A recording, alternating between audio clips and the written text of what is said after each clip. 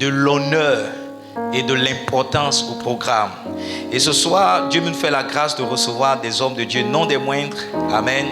Je veux apprécier l'homme de Dieu qui est tout le temps là avec son épouse. Depuis que nous sommes église, que nous tenons des programmes, il n'a jamais manqué. Je pense que si tu es là depuis un certain temps, tu as dû remarquer qu'il ne manque jamais.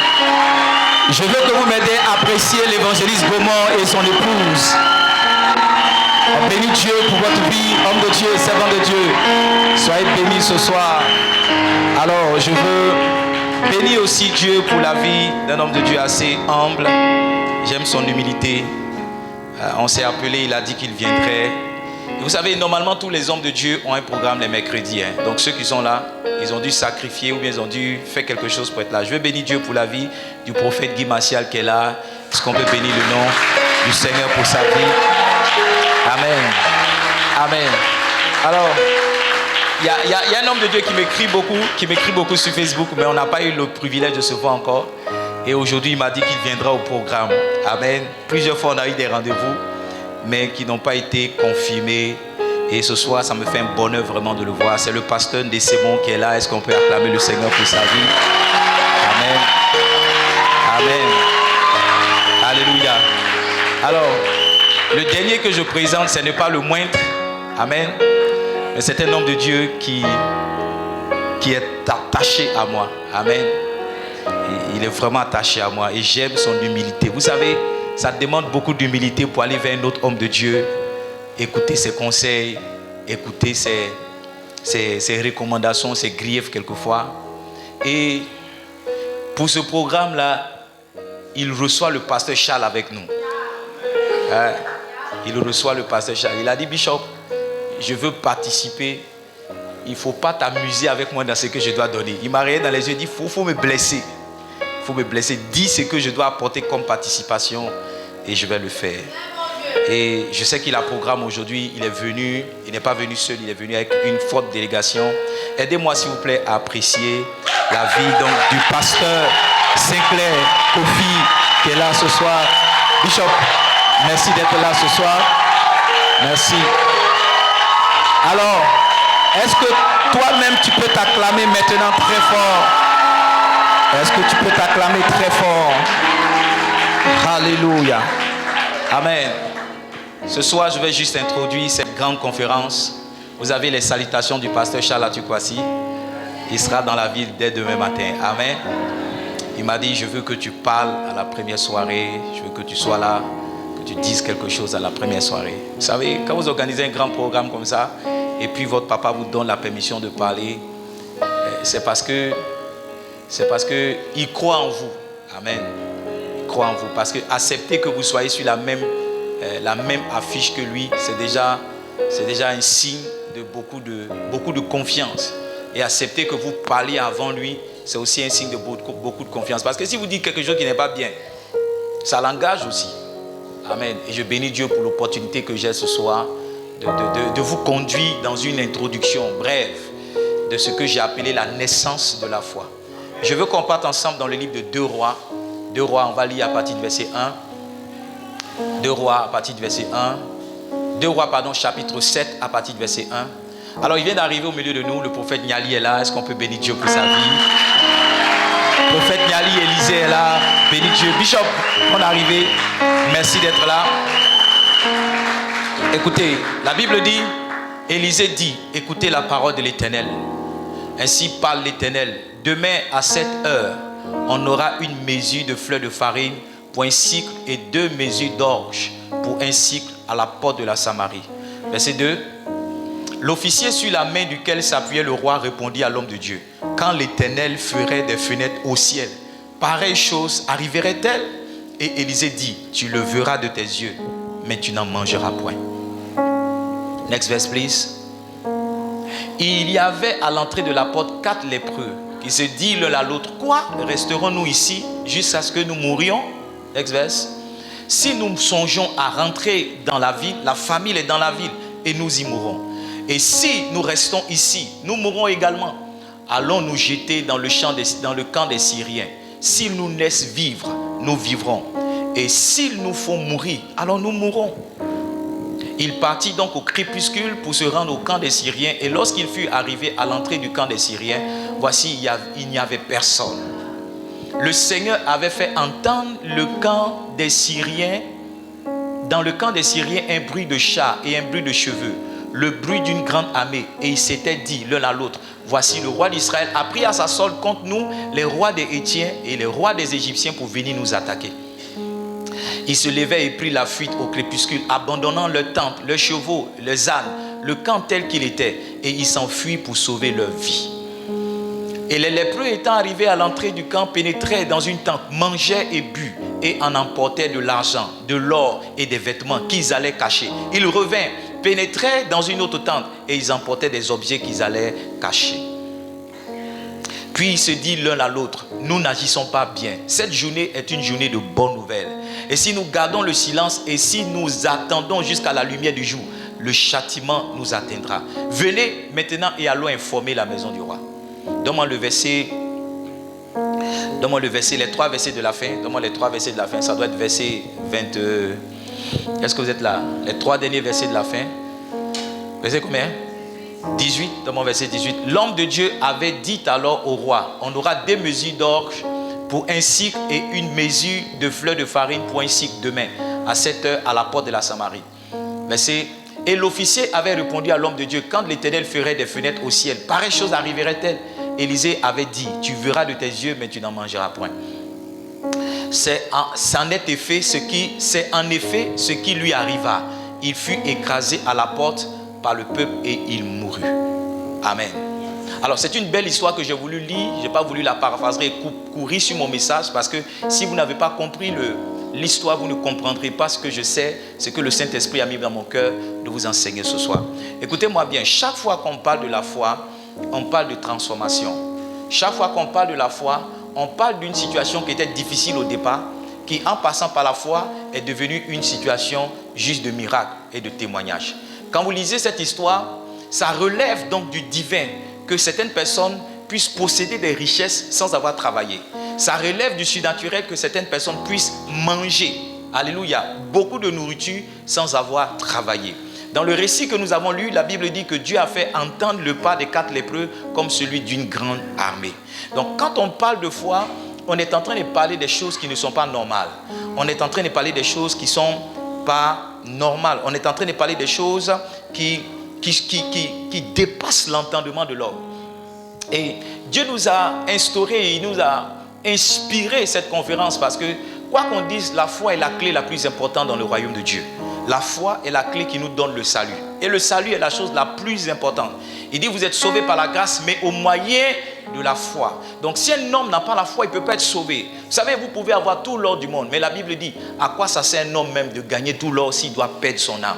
Alors que c'est la foi qui nous donne justement d'être sauvés. C'est la foi qui nous donne le salut. Ça veut dire que la question de la foi, ou bien le mystère de la foi, doit être étudié. On doit prendre notre temps, nous asseoir et essayer de comprendre c'est quoi la foi. Où est-ce que la foi nous amène? Qu'est-ce que la foi doit nous faire? Certainement que vous avez entendu la servante de Dieu le dire. Je m'étais retiré pour 3 jours de jeûne et prière avant le lancement de ce ministère. Et j'y suis allé pour poser une question à Dieu. Pendant 3 jours sans manger, sans boire, j'ai dit, Seigneur, quelle est la clé qu'il me faut pour commencer le ministère? Quelle est la clé qu'il me faut pour réussir le ministère? Et 1 jour, 2 jours, le 3e jour, la réponse est venue comme un mail. À travers ce mail-là, il y avait 3 versets exactement. Hébreux, le chapitre 11, le verset 6. Romains, le chapitre 4, le verset 18 au verset 22. Et puis Luc, le chapitre 22, le verset 31 au verset 32. À partir de là, le Seigneur m'a dit que la clé est la foi est la clé qu'il te faut. La foi est la clé qu'il te faut. Et Dieu m'a instruit, j'ai senti fortement dans mon cœur qu'on devrait organiser donc une conférence pour en parler, afin que beaucoup de personnes justement puissent bénéficier de cette clé-là et avoir une vie rayonnante, une vie extraordinaire. Alors, toute la problématique se trouve dans le fait que la Bible dit que le juste vivra par la foi. C'est notre foi qui détermine la qualité de notre vie. La Bible dit dans Habakkuk le chapitre 2, le verset 4. La Bible dit aussi dans Romains le chapitre, ou bien c'est Éphésiens le chapitre 1, le verset 11. J'ai plus la bonne référence. Mais la Bible dit aussi dans Galates le chapitre 3, le verset 11. Donc voyez-vous, le même verset est répété 3 fois dans la Bible. Le juste vivra par sa foi. Le juste vivra par la foi. Je le dis toujours, c'est la qualité de vie dans laquelle nous sommes n'est rien d'autre que la conséquence de la qualité de foi que nous avons. Ça veut dire que si notre vie ne nous plaît pas maintenant, ce que nous devons chercher à changer, c'est notre foi. Ce que nous devons chercher à améliorer, c'est notre niveau de croyance. Ce que nous devons chercher donc à corriger, c'est notre niveau de foi. Dieu donne toujours à l'homme selon sa foi. Quand vous lisez les évangiles, Dieu a toujours dit, il en sera fait selon ta foi. Dieu a toujours dit, tu as cru, reçois ta guérison. Il en sera. Donc voyez-vous, les choses ne sont pas faites selon Dieu, mais les choses sont faites selon notre foi. Oh, je veux que quelqu'un crie ça. Les choses ne sont pas faites selon Dieu, mais les choses sont faites selon notre foi. La première édition de cette conférence, j'ai dit à Dieu, combien de chaises tu voudrais qu'on place ici? Et Dieu m'a dit, en fait, je posais la question au Seigneur, comment est-ce que la conférence va se passer? Qu'est-ce qui va être fait? Qu'est-ce qui ne va pas être fait? Et Dieu m'a dit, non, la question n'est pas à mon niveau. La question est à ton niveau. Qu'est-ce que tu crois? C'est ce que tu crois que tu verras arriver. C'est ce que tu crois qui va arriver. Et j'ai dit, Seigneur, alors, si c'est moi qui dois décider, voici telle chose que je déciderai. Vous savez, demander au pasteur Charles de venir ici prêcher, c'est un acte de foi. Parce que la première fois que je suis allé voir le pasteur Charles, on était 6 personnes dans cette église. Et je lui ai dit, papa, je veux que tu viennes prêcher dans notre église. Mais nous sommes 6 personnes. Il m'a regardé dans les yeux, il m'a dit, même si vous êtes 2, je viendrai. Vous savez, tous les hommes de Dieu qui sont là sont d'accord avec moi qu'il est difficile pour un pasteur de prêcher dans un endroit où il y a très peu de personnes. Non. C'est difficile d'un pasteur, c'est difficile pour un pasteur de laisser son église climatisée et de venir prêcher dans une église où il y a tellement de chaleur. C'est difficile pour un pasteur de laisser son église où tout est organisé et de venir prêcher. À l'époque, aujourd'hui, on a pas mal de choses qui sont belles, mais à l'époque, nous étions dans la poussière. Et cet homme-là est venu. Vous savez, ce qu'on a pu avoir n'était rien d'autre que la réponse de Dieu à notre foi. Quelqu'un est venu voir Jésus, il lui a dit, Seigneur, je crois que si tu veux guérir mon enfant, tu pourras. Le Seigneur lui a dit, ce n'est pas une question de si je veux, c'est une question de si tu crois. Si toi tu crois, ton enfant sera guéri. Donc ce n'est pas à mon niveau. Si toi tu peux croire, ton enfant sera guéri. Il dit, Seigneur, si tu veux, je crois que tu le peux. Le Seigneur dit, je peux toutes choses. Mais je peux toutes choses dans la vie de celui qui croit. Donc les choses que nous avons sont déterminées par ce que nous croyons. Parce que Dieu peut faire toutes choses. C'est ce que tu crois dans les toutes choses que Dieu te donne. Donc le problème n'est pas Dieu. Dieu n'est pas celui qu'il faut blâmer. Dieu n'est pas celui qu'il faut accuser. Ce qu'il faut accuser, c'est la qualité de notre foi. Qu'est-ce que tu crois? Qu'est-ce que tu entends? Qu'est-ce que tu crois qui est possible dans ta vie? C'est ce que tu verras. C'est ce que tu verras. C'est ce que tu verras. Si tu peux croire en des choses plus élevées, tu verras. Laissez-moi vous faire une confidence. Quand on commençait ce ministère, un pasteur m'a vu, il m'a dit, tu sais, si dans ton église il y a 50 personnes, c'est que ton église est remplie. Et il m'a dit, à Dabou, il n'y a pas une église évangélique qui a plus de 50 personnes, à l'exception des assemblées de Dieu. Et je me suis posé la question, Dieu est-il incapable ou bien nous sommes des fainéants? Le problème doit être quelque part. J'ai compris que si à Dieu tout est possible, ça veut dire que le problème doit être au niveau de l'homme. Et j'ai pris cette parole-là comme étant une parole sur laquelle ma foi, comme n'étant pas une parole sur laquelle ma foi devrait s'appuyer. J'ai dit non, Dieu peut nous donner 200, Dieu peut nous donner 1000, Dieu peut nous donner 2000. Si seulement nous pouvons élever notre niveau de foi à 200, si nous pouvons élever notre niveau de foi à 2000. Ce soir au moment où je vous parle, nous sommes plus de 200 personnes assises ici. Ça veut dire que ce que l'homme avait dit 6 ans en avant n'était pas la vérité. C'était ce qu'il croyait, mais ce n'était pas ce que Dieu pouvait faire. Donc ce qui arrive dans la vie d'un homme, ce n'est pas ce que Dieu peut faire, c'est ce qu'il croit. Donc si tu peux élever ton niveau de foi, il y a des choses que tu vas commencer à voir. Parce que dans la volonté de Dieu, Dieu veut que tu te maries. Dans la volonté de Dieu, Dieu veut que tu prospères. Dans la volonté de Dieu, Dieu veut que tu perces. Dans la volonté de Dieu, Dieu veut que tu voyages. Dans la volonté de Dieu, Dieu veut que tu sois prospère. Dieu veut toutes choses bonnes pour toi. La question que je te pose, c'est qu'est-ce que toi tu crois que dans tout cela, toi tu peux avoir? Qu'est-ce que tu crois? Qu'est-ce que tu crois que tu peux avoir? Qu'est-ce que tu crois que tu peux avoir? Qu'est-ce que tu crois? Tu vois, je veux que tu partes à la maison, tu te poses la question, qu'est-ce que tu crois? Qu'est-ce que tu crois? Vous savez, moi je crois en des choses folles. Et mes enfants qui sont ici avec moi le savent. Il y a quelque chose qui fatigue mes enfants, c'est que souvent quand je leur dis qu'on va faire un certain nombre de choses, leur esprit a du mal à capter ça. Parce que quand ils voient notre réalité, c'est des choses impossibles. C'est des choses comment? Impossibles. Alors que Dieu n'est pas dans les... Vous savez, quelqu'un a dit que pour les choses possibles, allez-y voir les hommes. Dieu marche dans les choses impossibles. Parce que la Bible dit, à l'Éternel, rien n'est comment? Impossible. Donc c'est quand c'est impossible qu'on invoque Dieu. Sinon quand c'est possible, tu n'as pas besoin de Dieu. Ça veut dire qu'à partir du moment où on a décidé de marcher avec Dieu, on a commencé à marcher dans la réalité des choses impossibles qui deviennent possibles. Je ne sais pas qu'est-ce qu'on a dit qui était impossible pour toi.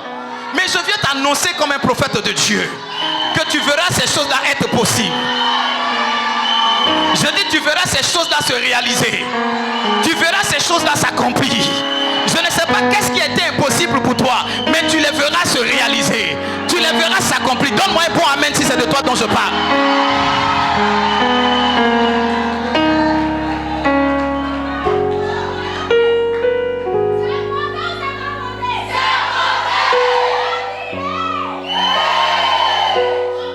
Chapitre 7, le verset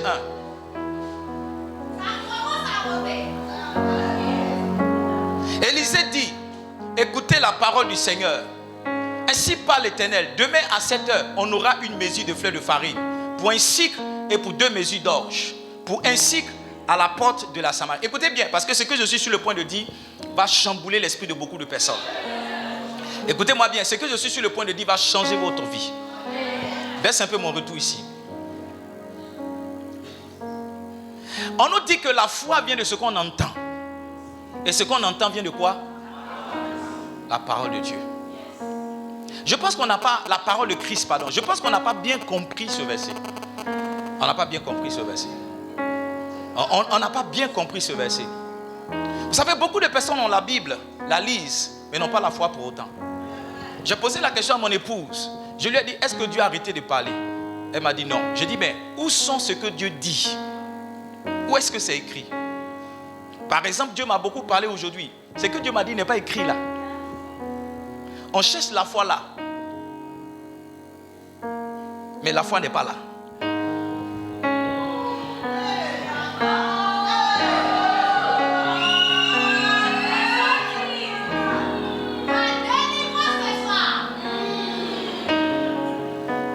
Laissez-moi vous expliquer comment la foi fonctionne.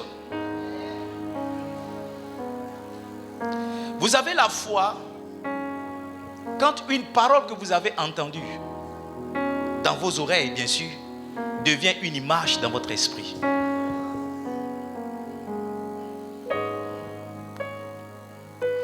J'ai un billet de 10 000 dans ma poche. Regarde, quand je dis que j'ai un billet de 10 000 dans ma poche, automatiquement ton esprit a vu 10 000. C'est vrai ou bien c'est faux? Quand je dis j'ai un billet de 10 000, je ne t'ai pas montré le billet, mais automatiquement ton cerveau a fait une représentation de 10 000. Tu vois? Maintenant, souvent, il y a des choses que tu entends, mais ton cerveau n'arrive pas à faire la représentation de ce que tu entends. On dit tu vas te marier, mais ton cerveau n'arrive pas à voir le mariage. On dit tu vas voyager, mais tu n'arrives pas à voir ça. Tu vois? Quand tu n'arrives pas à voir ça, la foi n'est pas née. La foi naît quand ce que tu as entendu dans ton oreille devient une image dans ton cœur, devient une image dans ton esprit. Maintenant regarde, quand l'image n'existe pas, on parle d'incrédulité. Quand je dis quelque chose que tu n'as pas réussi à voir ça dans ton image, dans ton esprit, tu es incrédule. Quand tu vois que la chose est floue, tu vois mais c'est pas clair, en ce moment-là tu doutes. Parce que tu n'es pas sûr. C'est noir, mais c'est en même temps violet ou bien c'est bleu nuit. Tu comprends? Quand la chose n'est pas saine, c'est en ce moment-là que tu es inquiet. Parce que souvent ça apparaît, souvent ça n'apparaît pas. Est-ce que vous êtes là? Souvent ça apparaît, souvent ça n'apparaît pas. Souvent ça apparaît, souvent ça n'apparaît pas. Souvent ça apparaît, souvent ça n'apparaît pas. Tu vois, quand ce n'est pas clair, souvent tu tombes dans le raisonnement. Souvent tu raisonnes pourquoi? Parce que ce qu'on a dit n'est pas une image dans ton esprit. Ce qu'on a annoncé n'est pas devenu une image. Il y a certaines paroles, quand tu entends, tu dis non que ça peut pas être de toi qu'on parle. Parce que quand tu vois ta situation, tu ne vois pas comment tu peux devenir. Écoutez-moi bien, ce que je vous dis c'est la vérité. Moi-même je suis passé par là. Et laissez-moi vous dire que il y a des années en avant, je faisais une prière chaque fois de minuit à 3 heures. Et la prière que je disais à Dieu, c'est Seigneur, je ne peux pas être un pasteur. Parce que quand Dieu me disait que tu es mon serviteur, je n'arrivais pas à voir cette image dans mon esprit. Je pouvais me voir travailler, dans la banque, travailler dans les assurances, travailler dans ce dans quoi j'étais diplômé. Mais l'image d'un pasteur, ça n'arrivait pas. J'entendais ça dans mon oreille, mais je ne voyais pas ça. Et je demandais à Dieu donc de ne pas me fatiguer, de ne pas détruire ma vie, de ne pas me fatiguer. Jusqu'à ce qu'un jour, Dieu me parle autrement. Et qu'à partir de ce que Dieu me dise, je vois maintenant l'image de ce que je devais être. C'est à partir de ce moment-là que la foi est née. Et quand la foi est née, j'ai accepté cette nouvelle image que Dieu me présentait. Et justement, en marchant dans la foi, j'ai commencé progressivement à ressembler et à manifester cette image que j'ai vue dans mon esprit. Donc, voyez-vous, si ce que vous entendez ne devient pas une image, la foi n'est pas née. C'est pourquoi souvent tu lis la Bible et puis il y a des choses qui parlent de toi, mais ça ne devient pas des images. Tu n'arrives pas à te faire une représentation de ce que tu as lu, de ce que tu as vu, de ce que tu as entendu, et tu souffres énormément. Livingstone, écoutez-moi bien. L'erreur qu'on a fait, c'est de croire que la foi viendrait uniquement de ça. Le prophète a donné une parole. Il a dit demain à la même heure. Il a annoncé quelque chose, n'est-ce pas? Ce qu'il a dit, ça venait de quel verset? Ça venait de quel verset? Et vous voyez, non, quand il a dit, c'est quel verset de la Bible qu'il a lu pour dire?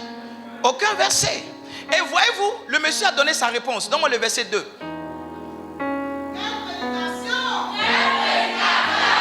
Regardez le verset 2. La Bible dit que l'officier sur la main duquel s'appuyait le roi répondit: quand l'Éternel ferait des fenêtres au ciel, pareille chose arriverait-elle? Il est en train de dire que ce que tu dis là, c'est le jour où Dieu va faire fenêtre au ciel. C'est ce jour-là, ça va réaliser. Parce qu'il n'arrivait pas à voir ce que l'homme de Dieu a dit comme une image. Il n'arrivait pas à voir la représentation. Il n'arrivait pas à faire quoi? À voir l'image. Parce que ce que l'homme de Dieu a dit, il dit demain, les gens sont dans la famine, les gens sont dans la souffrance, et tu dis que demain, on va avoir la nourriture pour rien. Mais il faut que la nourriture vienne en abondance. Il faut que des gens partent au champ. Il faut qu'on apporte un camion. Donc il n'arrivait pas à se faire cette image. C'est pourquoi il n'a pas cru en la parole que l'homme de Dieu a annoncée. Écoutez-moi bien. Tant que la parole n'est pas devenue une image, la foi n'est pas née. Tant que la parole n'est pas devenue une image, la foi n'est pas née. Le problème, c'est qu'on ne sait pas que Dieu parle tantôt d'une manière, tantôt d'une autre. On a limité la parole de Dieu à cela. Je ne suis pas en train de vous dire de ne pas lire la Bible, ce n'est pas mon message. Je ne suis pas en train de vous dire de ne pas méditer. Je suis en train de vous dire que vous êtes passé quelquefois à côté de la possibilité de capter l'esprit de foi. Parce que vous avez limité la manière ou le canal de la foi simplement à la parole de Dieu. Ceci est la parole de Dieu. Et je vous démontrerai comment, à partir d'elle, on peut capter la foi.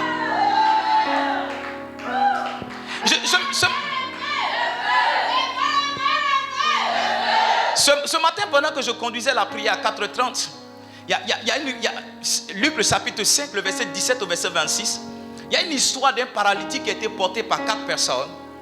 Et la Bible dit que Jésus lui a dit: tes péchés te sont pardonnés. Et la Bible dit que les pharisiens et les scribes étaient là, ont commencé à raisonner. Demande le verset 23. Et Jésus a dit: mais qu'est-ce qu'il est facile de dire?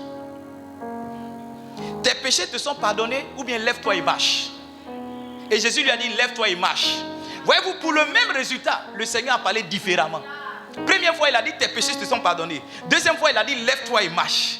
Tu vois, pour tes péchés te sont pardonnés, il peut se lever. Pour lève-toi et marche aussi, il peut se lever. Maintenant, nous, on a limité à ce que Dieu peut faire, à seulement lève-toi et marche. Donc, quand on entend tes péchés te sont pardonnés, comme les scribes et les pharisiens, on commence à murmurer. Parce qu'on se dit que ça, ce n'est pas la parole. Donc, le Seigneur lui a dit: mais qu'est-ce qu'il est plus aisé de dire? Qu'est-ce qu'il est plus facile de dire? Je peux dire les mêmes choses. Je peux dire les deux choses différentes, mais qui vont apporter le même résultat. Je suis en train de vous dire que très souvent, Dieu vous a parlé, mais vous êtes passé à côté de la parole de Dieu parce que vous avez limité la manière de parler de Dieu. Job le chapitre 33, je crois que c'est le verset 14. Il dit: Dieu parle cependant tantôt d'une manière, tantôt d'une autre. Donc Dieu peut te parler par ça. Ça va devenir la foi dans ton cœur. Mais Dieu peut te parler aussi autrement.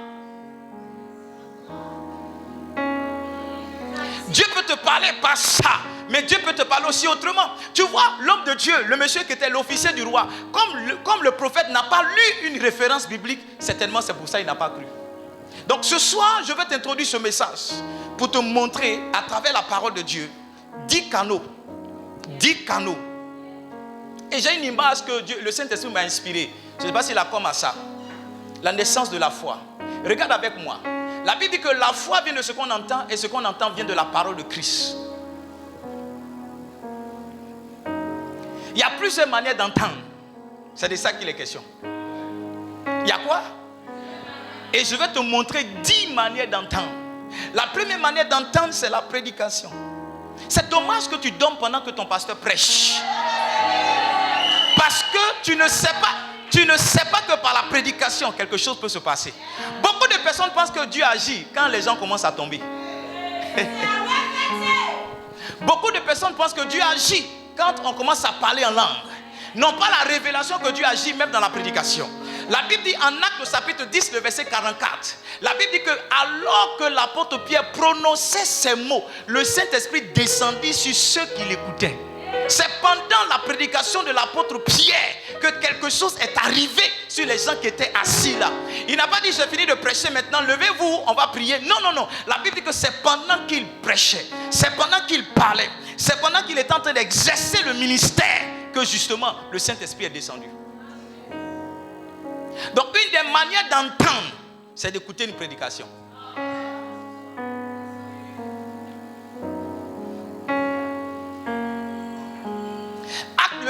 Romains le chapitre 10, le verset 14. Vous savez, c'est Romains le chapitre 10, le verset 17 qui dit que la foi vient de ce qu'on entend et ce qu'on entend vient de la parole de Christ. Maintenant, regarde Romains le chapitre 10, le verset 14. Il dit comment invoqueront-ils celui en qui ils n'ont pas cru? Maintenant, regarde comment il va annoncer comme la foi vient. Il dit comment croiront-ils en celui dont ils n'ont point entendu parler?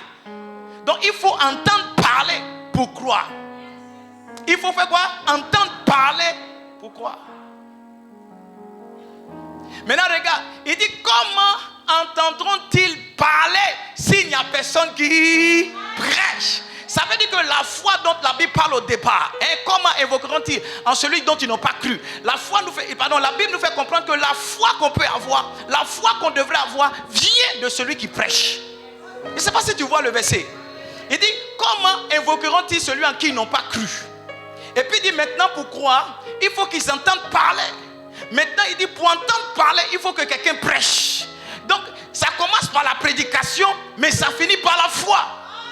Si tu savais que par une prédication, quelque chose pouvait arriver dans ta vie, je crois que tu allais t'adonner à l'écoute de la prédication. Hein? Tu allais aimer écouter des prédications. Je ne fais pas un jour sans écouter une prédication. Je ne fais pas un jour sans écouter une prédication. J'écoute les prédications que je donne parce que je sais que je parle par l'Esprit de Dieu, qu'il y a beaucoup de choses que j'apprends moi-même quand je suis en train de prêcher. J'écoute les prédications de mes mentors, j'écoute les prédications de mes pères, j'écoute les prédications de ceux que le Saint-Esprit m'inspire dans une saison. Et laissez-moi vous dire que ma foi grandit. Ma foi devient de plus en plus grande. Parce que beaucoup de personnes ne savent pas, mais la parole est le moyen, est le véhicule par lequel le Saint-Esprit bouge. La parole est le tramway, la parole est la voiture, la parole est le train que le Saint-Esprit prend pour bouger.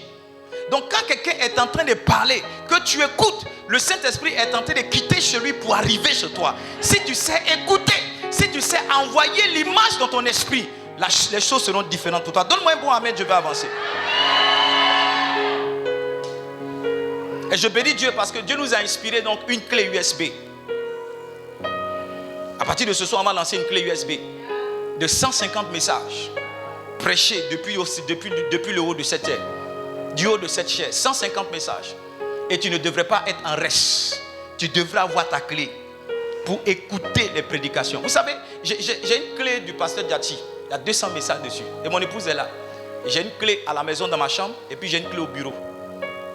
Aujourd'hui, j'ai écouté le numéro 31 de la clé. Le numéro combien? J'ai commencé à la maison et quand je suis venu ici encore, J'ai mis la clé. Donc, je ne suis pas en train de vous... Je n'enseigne pas du haut de cette chaise quelque chose que je ne pratique pas. Non. Je n'enseigne pas quelque chose que je ne pratique pas. Parce que tout ce que Dieu me donne de poser comme action, ce sont des choses qu'il me donne par révélation. Est-ce que tu es là? Le deuxième canal au travers de la parole. Comment amener la parole à devenir une image? C'est ce que j'ai appelé la méditation. Est-ce qu'on peut avoir notre image? Voilà, tu ne parles pas de lecture, je parle de méditation. Écoute-moi, aussi longtemps qu'une voix ne sort pas de ses écrits pour te parler, la foi ne peut pas naître. La Bible n'a pas dit que la foi vient de ce qu'on lit. La Bible dit que la foi vient de ce qu'on entend. La Bible n'a pas dit que la foi vient de ce qu'on lit. La Bible dit que la foi vient de ce qu'on entend. Donc aussi longtemps que ce que tu lis ne devient pas une voix pour te parler. Regarde. Il y a des moments quand tu lis la Bible, tu as l'impression qu'il y a quelqu'un qui te parle à travers les mots. Il y a des moments quand tu lis la Bible, tu as l'impression qu'il y a quelqu'un qui t'a demandé d'ouvrir là et tu entends la voix de quelqu'un. C'est ce que je dis, c'est vous. Tant que tu n'as pas atteint tu n'es pas arrivé dans cette dimension, la foi ne peut pas naître.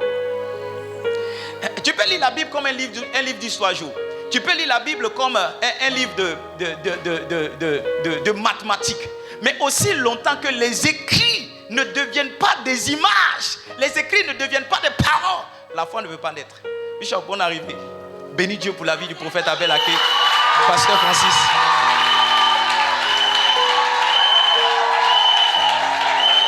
Écoute-moi. Aussi longtemps que ce que tu lis, une voix ne sort pas pour te parler, la foi ne peut pas naître. C'est étrange, mais tu peux lire le même verset une fois, 2 fois, 3 fois, 4 fois, 5 fois, 6 fois. Et puis un jour, de façon étrange, tu commences à comprendre quelque chose. La compréhension ne vient pas de toi. La compréhension est l'œuvre du Saint-Esprit. En fait, c'est le Saint-Esprit qui te parle au travers de ce que tu lis. C'est pourquoi l'écriture devient une voix. Et quand l'écriture devient une voix, c'est en ce moment-là que tu deviens, la foi naît dans ton cœur. Il ne dit pas que la foi vient de ce qu'on lit. Il dit que la foi vient de ce qu'on entend.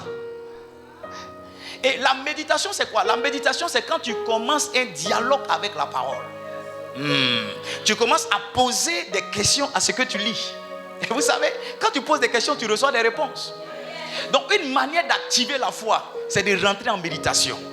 La méditation, c'est la réflexion. La Bible dit en Actes chapitre 10 que l'apôtre Pierre a eu une vision. Et il ne comprenait pas la vision. Et la Bible dit que alors qu'il réfléchissait, alors qu'il méditait, c'est à partir de là qu'il a entendu dire. Il a entendu dire, il y a des gens qui sont là, va avec eux. Donc quand vous n'amenez pas la parole à vous parler, quand vous n'amenez pas la parole à s'adresser à vous, vous pouvez lire 1000 fois un verset. Ça ne produira pas la foi. Écoutez-moi bien. Écoutez, je rends souvent un témoignage et je ne dis pas ça pour que je paraisse important devant vous. Ça va faire plus de 7 ans. 7 ans. Mon épouse est là. Aucun de mes enfants n'a dormi dans une clinique. Personne. 7 ans. La dernière fois qu'on est parti dans un hôpital, c'est la naissance de mon fils Néhémie, qui va avoir 5 ans. C'était juste ça. Avant ça, chaque mois, je payais une facture de 80 et 100 000 francs pour mes enfants. Quand Fort tombe malade, que Kéran va le voir à la clinique, Kéran reste fort sort. Ouais, c'est comme ça que ça s'est passé. Quand Kéran tombe malade, que Fort va le voir à l'hôpital, lui il reste là-bas, Kéran sort. Et puis un jour, je lisais un livre de l'évêque Dépôt qui disait qu'il n'y a pas de solution scientifique pour une oppression démoniaque. Je lisais le livre, mais le livre a commencé à me parler. Tu vois, ce que je lisais, une voix a commencé à sortir pour dire si tu continues à ce rythme-là, tu vas être appauvri. Tu vois, j'ai payé tellement de médicaments que le médecin qui était dans la pharmacie m'a dit, voici ce qu'on va faire, je vais te donner un bordereau, un carnet. Parce que ce n'est pas toujours que tu as l'argent. Donc tu prends les médicaments quand tes enfants sont malades, et puis chaque fin de mois, je t'envoie une facture. J'ai pensé que c'était une bonne affaire. Jusqu'à ce que ce jour-là, ce que je lisais, une voix sorte de là. Je suis rentré dans la maison, j'ai dit à mon épouse, on est sauvé, on est délivré. Je suis allé à la pharmacie, je leur ai donné leur bordereau. Je dis, faites le point de ce que je vous dois. Ils ont calculé, je leur ai donné leur argent. Le lendemain, Fort est tombé malade. J'ai versé l'huile d'onction sur lui. J'ai prié avec toutes mes forces. Il n'a pas été guéri, au contraire, la fièvre a augmenté encore. Le surlendemain, avant d'aller au travail, j'ai prié. J'ai fait tout ce qu'il fallait. Ça n'a pas changé. Le troisième jour, je partais au travail. J'ai dit, si je vois mon fils, mon cœur de père va parler. Mais je vais attacher ma foi à la voix que j'ai entendue. Tu vois, ce que je suis en train de dire, si tu n'as pas la foi, il ne faut pas faire. Il ne faut pas le mourir pour dire que je le pasteur qui a dit qu'il ne faut pas aller à l'hôpital.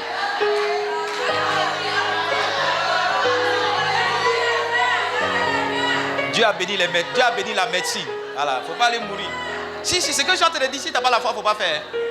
Parce que ça ressemble à une belle histoire, mais c'est une histoire de foi. Et je suis allé au travail sans voir mon enfant, sans prier pour lui. À 10h, j'ai appelé mon épouse. Je dis comment il va. Mon épouse, il est en train de jouer au ballon. Jusqu'aujourd'hui. Elle est là, jusqu'aujourd'hui. Jusqu'aujourd'hui. Mon fils est sorti, mon bébé il est sorti de la clinique. Ma femme a dit, il doit aller voir le pédiatre. J'ai dit, je suis le pédiatre. Elle dit, non, j'ai dit, je suis le pédiatre. Tu vois, si tu n'as pas la foi, fais pas ça. Tu vois, la foi est née parce que j'ai entendu une voix de ce que je lisais.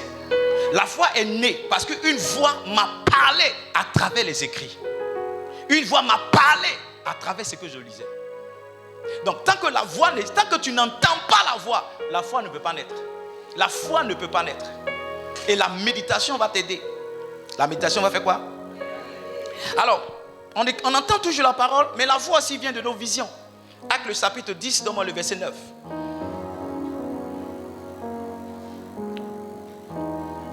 Le lendemain, comme ils étaient en route et qu'ils prononçaient, ils approchaient de la ville. Pierre monta sur le toit vers la 6e heure pour prier. Next verse, please. Il eut faim et voulut manger pendant qu'on lui préparait à manger. Il tomba en extase.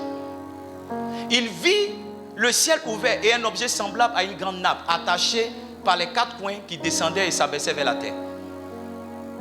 Et où se trouvaient tous les quadrupèdes et les reptiles de la terre et les oiseaux du ciel.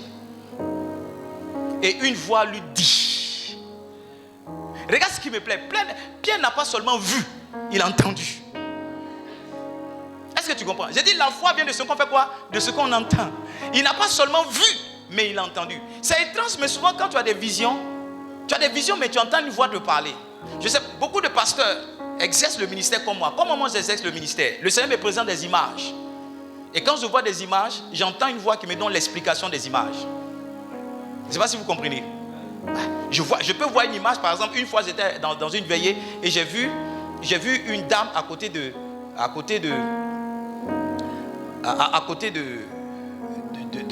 tombe. Je l'ai vue là. Et je voulais donner une interprétation moi-même. Et le Saint-Esprit a dit non. Ce que tu viens de voir, voici la signification. Donc voyez-vous, il y a deux choses. Il y a ce que je vois, mais il y a aussi ce que j'entends. Et ce que l'apôtre Pierre voyait, s'il n'avait pas entendu, il n'aurait pas fait ce que Dieu voulait. Parce que quand la voix lui a dit tue et mange, il a dit non, je n'ai jamais rien mangé d'impur. Et la voix lui a dit non, tu ne vas pas déclarer impur ce que Dieu a trouvé pur. À partir de là, Dieu lui a enseigné que lui étant juif, il pouvait rentrer chez les païens. Donc ce que tu vois, c'est important. Mais si dans ce que tu as vu, une voix ne t'a pas parlé, la foi ne peut pas naître. C'est pourquoi souvent, tu sais pourquoi souvent tu as des visions et puis les visions te troublent? Ou bien tu cherches le pasteur. C'est parce que quand tu as eu la vision, une voix ne t'a pas parlé. Et tu cherches le pasteur pour que le pasteur soit la voix qui va te parler par rapport à la vision. C'est pourquoi quand tu entends ton pasteur te donner l'interprétation, ça match. Tu vois, Pharaon a eu 2 songes, mais une voix ne lui a pas parlé. Une voix ne lui a pas parlé. Et il a trouvé la voix justement dans l'interprétation que Joseph a donnée. C'est pourquoi il a dit à Joseph, mais tu es quelqu'un en qui se trouve l'esprit. Parce que la Bible dit que les paroles de Joseph plurent à Pharaon. Ça matchait avec l'attente de son cœur. Donc tant que la voix, tant que tu n'as pas entendu, la foi ne peut pas naître. Je ne sais pas si je suis en train de prêcher quelque chose ici ce soir. La foi naît de ce qu'on entend. Parce que c'est naturellement que ce qu'un homme voit, il le croit. C'est pourquoi la Bible dit que nous ne marchons pas par la vue, nous marchons par la foi. En fait, nous marchons par l'écoute. Nous sommes comme des aveugles et nous ne faisons qu'entendre. Parce que si un homme doit voir sa réalité, il n'aura pas la foi à ce que Dieu lui dit. C'est pourquoi la Bible nous fait comprendre qu'on devrait fermer nos yeux sur la réalité et entendre uniquement ce que le Seigneur nous dit. Voyez-vous, la confiance justement de la foi vient du fait qu'on ne voit rien. On entend simplement Dieu nous conduit. Tu vois, un aveugle qui est conduit par un enfant, l'aveugle fait confiance à l'enfant. Parce que lui ne voit pas, mais l'enfant voit. Lui, tout ce que l'enfant lui demande, c'est d'entendre. Aussi longtemps qu'il peut entendre, va à gauche, va à droite, il peut arriver là où il a voulu arriver, si l'enfant l'aide à arriver. Donc les hommes de foi, ils ont les yeux fermés sur leur réalité, mais ils ont les oreilles ouvertes sur ce que Dieu dit. Ce que Dieu dit dans une saison peut ne pas matcher avec ta réalité. Mais quand tu es un homme de foi, tu ne fais pas attention à ta réalité. Voici ce que le pasteur Charles dit dans son livre. Il dit, la foi n'ignore pas. La foi ne nie pas la réalité, mais elle l'ignore. Quand tu es un homme de foi, tu ne nies pas que tu n'as pas l'argent. Tu ignores simplement que tu n'as pas l'argent. Il y a des gens qui ont conscience de leurs problèmes. Et il y a des gens qui ignorent leurs problèmes. Il y a des gens qui ont conscience que ça ne va pas. Et puis il y a des gens qui ignorent. Délibérément, ils ont décidé d'ignorer. C'est là, mais j'ignore. Je ne sais pas si tu as déjà ignoré quelqu'un qui est à côté de toi et puis tu fais comme si tu ne le vois pas. Ou bien je ne sais pas si toi tu as déjà ignoré. Tu es à côté de quelqu'un et il fait comme si il ne te voit pas. Quand tu es un homme de foi, tu ne nies pas ton problème. Tu ne nies pas que c'est compliqué. Tu ne nies pas que c'est difficile.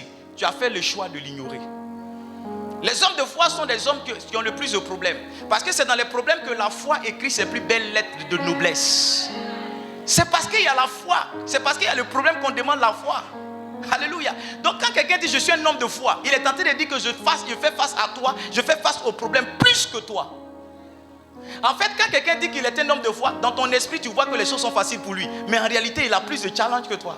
Sauf qu'il a fait le choix de ne pas se concentrer sur ces challenges, de les ignorer et de se concentrer plutôt sur les solutions.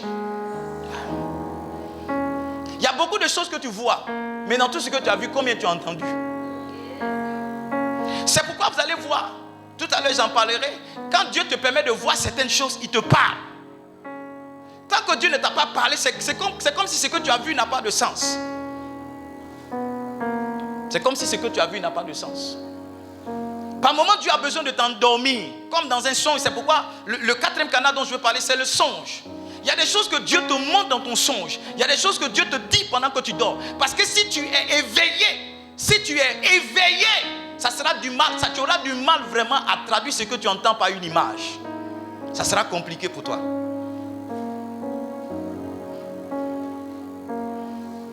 Dieu a besoin d'apparaître dans ton songe. Dieu a besoin de descendre pendant que tu dors pour te parler. Parce que si tu es éveillé, tu seras tellement distrait que tu ne sauras pas. Dans le songe aussi, ce n'est pas ce que tu vois qui est important. C'est ce que Dieu te dit qui est important. En 2 Rois au chapitre 3, la Bible dit que Salomon va faire des holocaustes à Dieu. Et pendant qu'il dormait, Dieu va venir dans son songe pour interagir avec lui. Il va lui dire, mais qu'est-ce que tu veux? Demande tout ce que tu veux. Il dit, Seigneur, moi je veux la sagesse. Il dit, ok, tu fais bien, mais en plus de la sagesse, je vais te donner ci, je vais te donner ça, je vais te donner ci. Donc, voyez-vous, il y a eu un dialogue entre Salomon et Dieu, alléluia, mais cela ne s'est pas arrêté là. Dieu lui a parlé. Dieu a fait quoi? Dieu lui a parlé. Je prie ce soir pour toi, que Dieu te parle, que Dieu te parle, que cette nuit, quand tu seras en train de dormir, que Dieu te parle. Cette nuit, quand tu seras en train de dormir, que Dieu te parle. Que Dieu te parle. Aussi longtemps que tu n'as pas entendu Dieu, c'est compliqué. C'est compliqué. Par moment, tu vois, par moment, Dieu a besoin de t'endormir pour que tu aies une image. Tu es quoi? Une image. Une image de toi. Tu fais un songe dans lequel tu es aux États-Unis. Tu fais un songe dans lequel tu es à Paris. Parce que si tu es éveillé comme ça, que Dieu veut te donner cette image, ça sera compliqué pour toi. Tu vois, l'image que ton cerveau n'arrive pas à voir, Dieu te fait dormir pour te projeter dans le futur. Pour que l'image que l'exercice d'entendre et transformer la parole en image, c'est que tu n'arrives pas à faire. Dieu t'endort et puis te projette dans le futur. C'est pourquoi quand tu es un homme de Dieu appelé au ministère, pendant que tu dors, tu peux te voir dans des stades. Tu peux te voir dans d'autres pays. Tu peux te voir dans d'autres villes. Parce que Dieu a besoin de te donner une image. Il a besoin de te donner une image. Et c'est pendant ton sommeil, c'est pendant que tu dors, qu'il vient déposer cette image-là en toi. Je prie que Dieu te donne une image.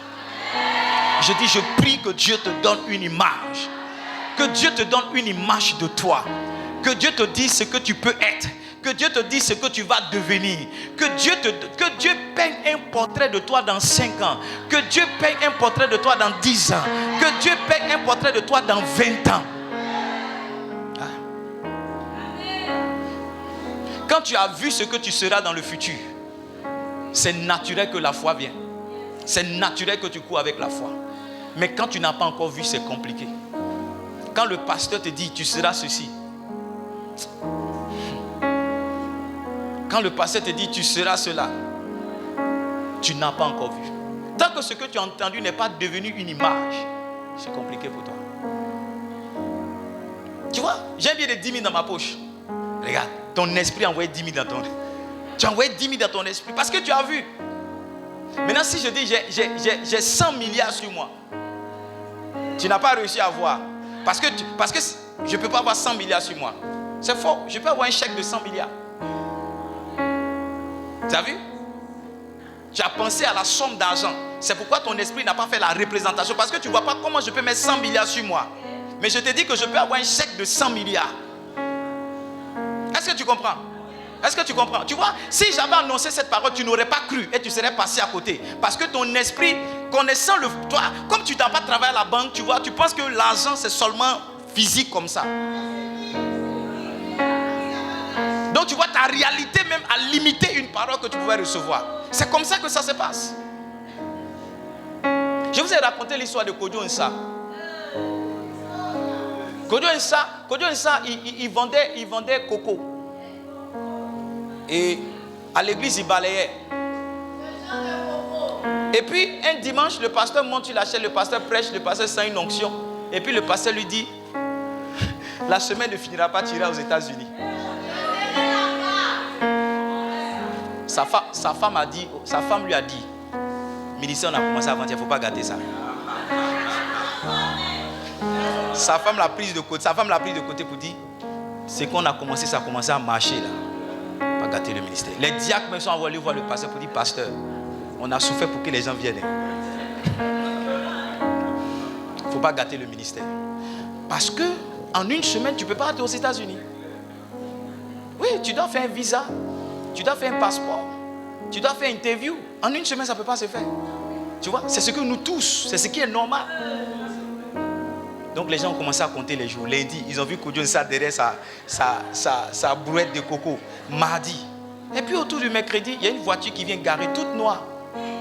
Et on l'embarque, on l'enferme, on le jette dans la voiture, directement à l'aéroport.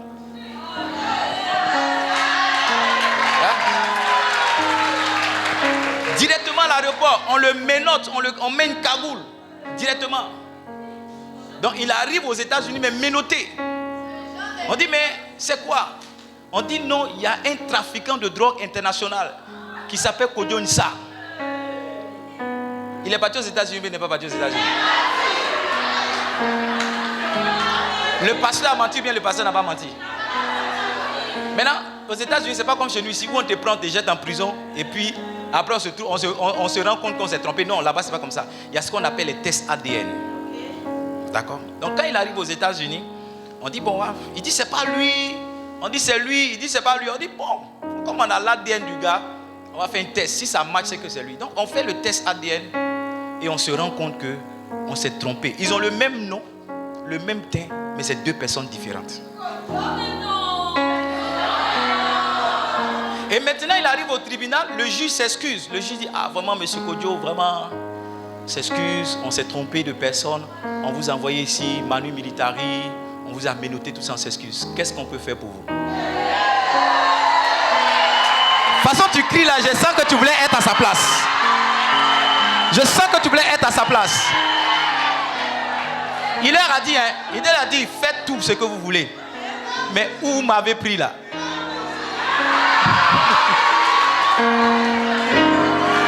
Il dit, faites tout. Faites tout. Mais où vous m'avez pris là? Où vous m'avez pris là? Kojo Nsa qui vendait coco, il est devenu le sponsor principal du ministère. Écoutez-moi, le point est le suivant. Écoutez-moi, les gens ont eu du mal à se faire une image de ce que le pasteur avait dit. Quand le pasteur a annoncé la prophétie, leur réalité et la raison n'a pas réussi à transformer cette parole en une image. Personne n'a vu Kojo Nsa aux États-Unis. Quand il a dit en moins d'une semaine, personne dans son esprit Parce qu'ils se sont dit que ce n'est pas possible. Ils doivent faire tout ça. Ce n'est pas possible. Ce n'est pas possible. Donc notre problème c'est ça. On n'arrive pas à se faire une image de ce qu'on entend. Il y a des prophéties qu'on t'annonce, qu'on dit ça pour toi. Tu penses que c'est de ta soeur dont il est question. Si. Tu penses que c'est... On avait une soeur ici, elle est venue cette année. Elle a partagé 5 000 francs à toute l'église. Ouais.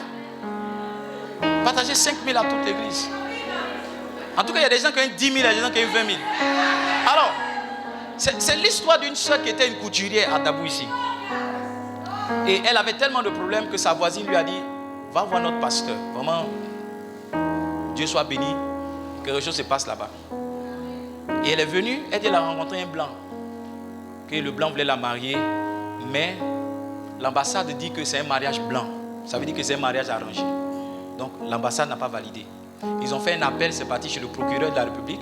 Le procureur aussi a dit c'est... Et je lui ai dit, if I am a man of God. Je lui ai dit, si je suis un homme de Dieu. Si. J'ai dit, si je suis un homme de Dieu, tu vas te marier. Elle a dit, amen, pasteur. Un mois après, le blanc qui était là-bas dans le téléphone, le blanc est venu. Hein? Vous êtes là. Il est venu, il dit non, il est venu voir. Tata, il s'en va, il vient. 2 mois après, ici, avant ici c'était la poussière, c'est dans la poussière on les a mariés. Hein? 2 mois après, le blanc est venu. On a célébré le mariage. Elle est partie en France en plein coronavirus. Et regardez, où Dieu va faire quelque chose d'extraordinaire, où on dit il n'y a pas de vol, il n'y a rien, tous les avions sont en terre. C'est dans Corona là, il y a eu un vol spécial dans lequel l'ambassade de France l'a placée. Elle est partie. Elle n'a pas fait 1 an. Au bout de 6 mois, elle a eu sa carte nationale d'identité française. Ça n'a pas fait 6 mois. Elle a eu un travail d'aide-soignante en CDI. Une couturière à Daboussi. Les gens, tout le monde la connaît. Elle est partie. Elle m'a envoyé sa pièce. Et cette année, elle est venue. Elle dit non, c'est les vacances. J'ai dit Jésus. Tu peux faire ça. Tu peux faire ça. Regarde, notre problème, c'est qu'on n'arrive pas à se faire une image de ce qu'on entend. Il y a des choses même Dieu veut mettre dans ton esprit, mais tu refuses. C'est pourquoi il a besoin que tu dormes pour te donner un songe dans lequel tu quittes Dabou et puis tu es dans des rues. Comme ton esprit n'a jamais vu les États-Unis, tu es dans les rues des États-Unis, mais tu ne reconnais pas. Tu ne connais pas. Ce qui m'énerve, c'est que souvent, mais toi, tu te réveilles de ton songe. Où ça devient doux, Dieu veut te faire avancer.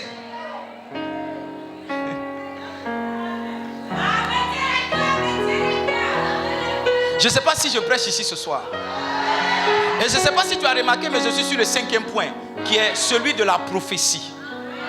Tu vois, l'homme de Dieu n'a pas cité un verset. Il a dit demain à la même heure. Il a annoncé une parole. Il a dit demain à la même heure.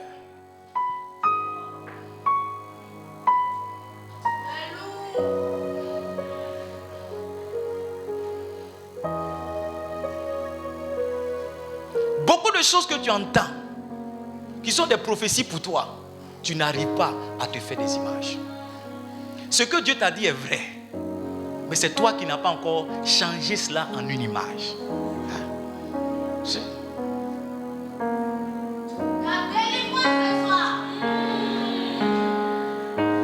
Ce que Dieu a dit est vrai, ce que le pasteur a dit est vrai, mais toi-même, tu n'arrives pas à voir ça en une image.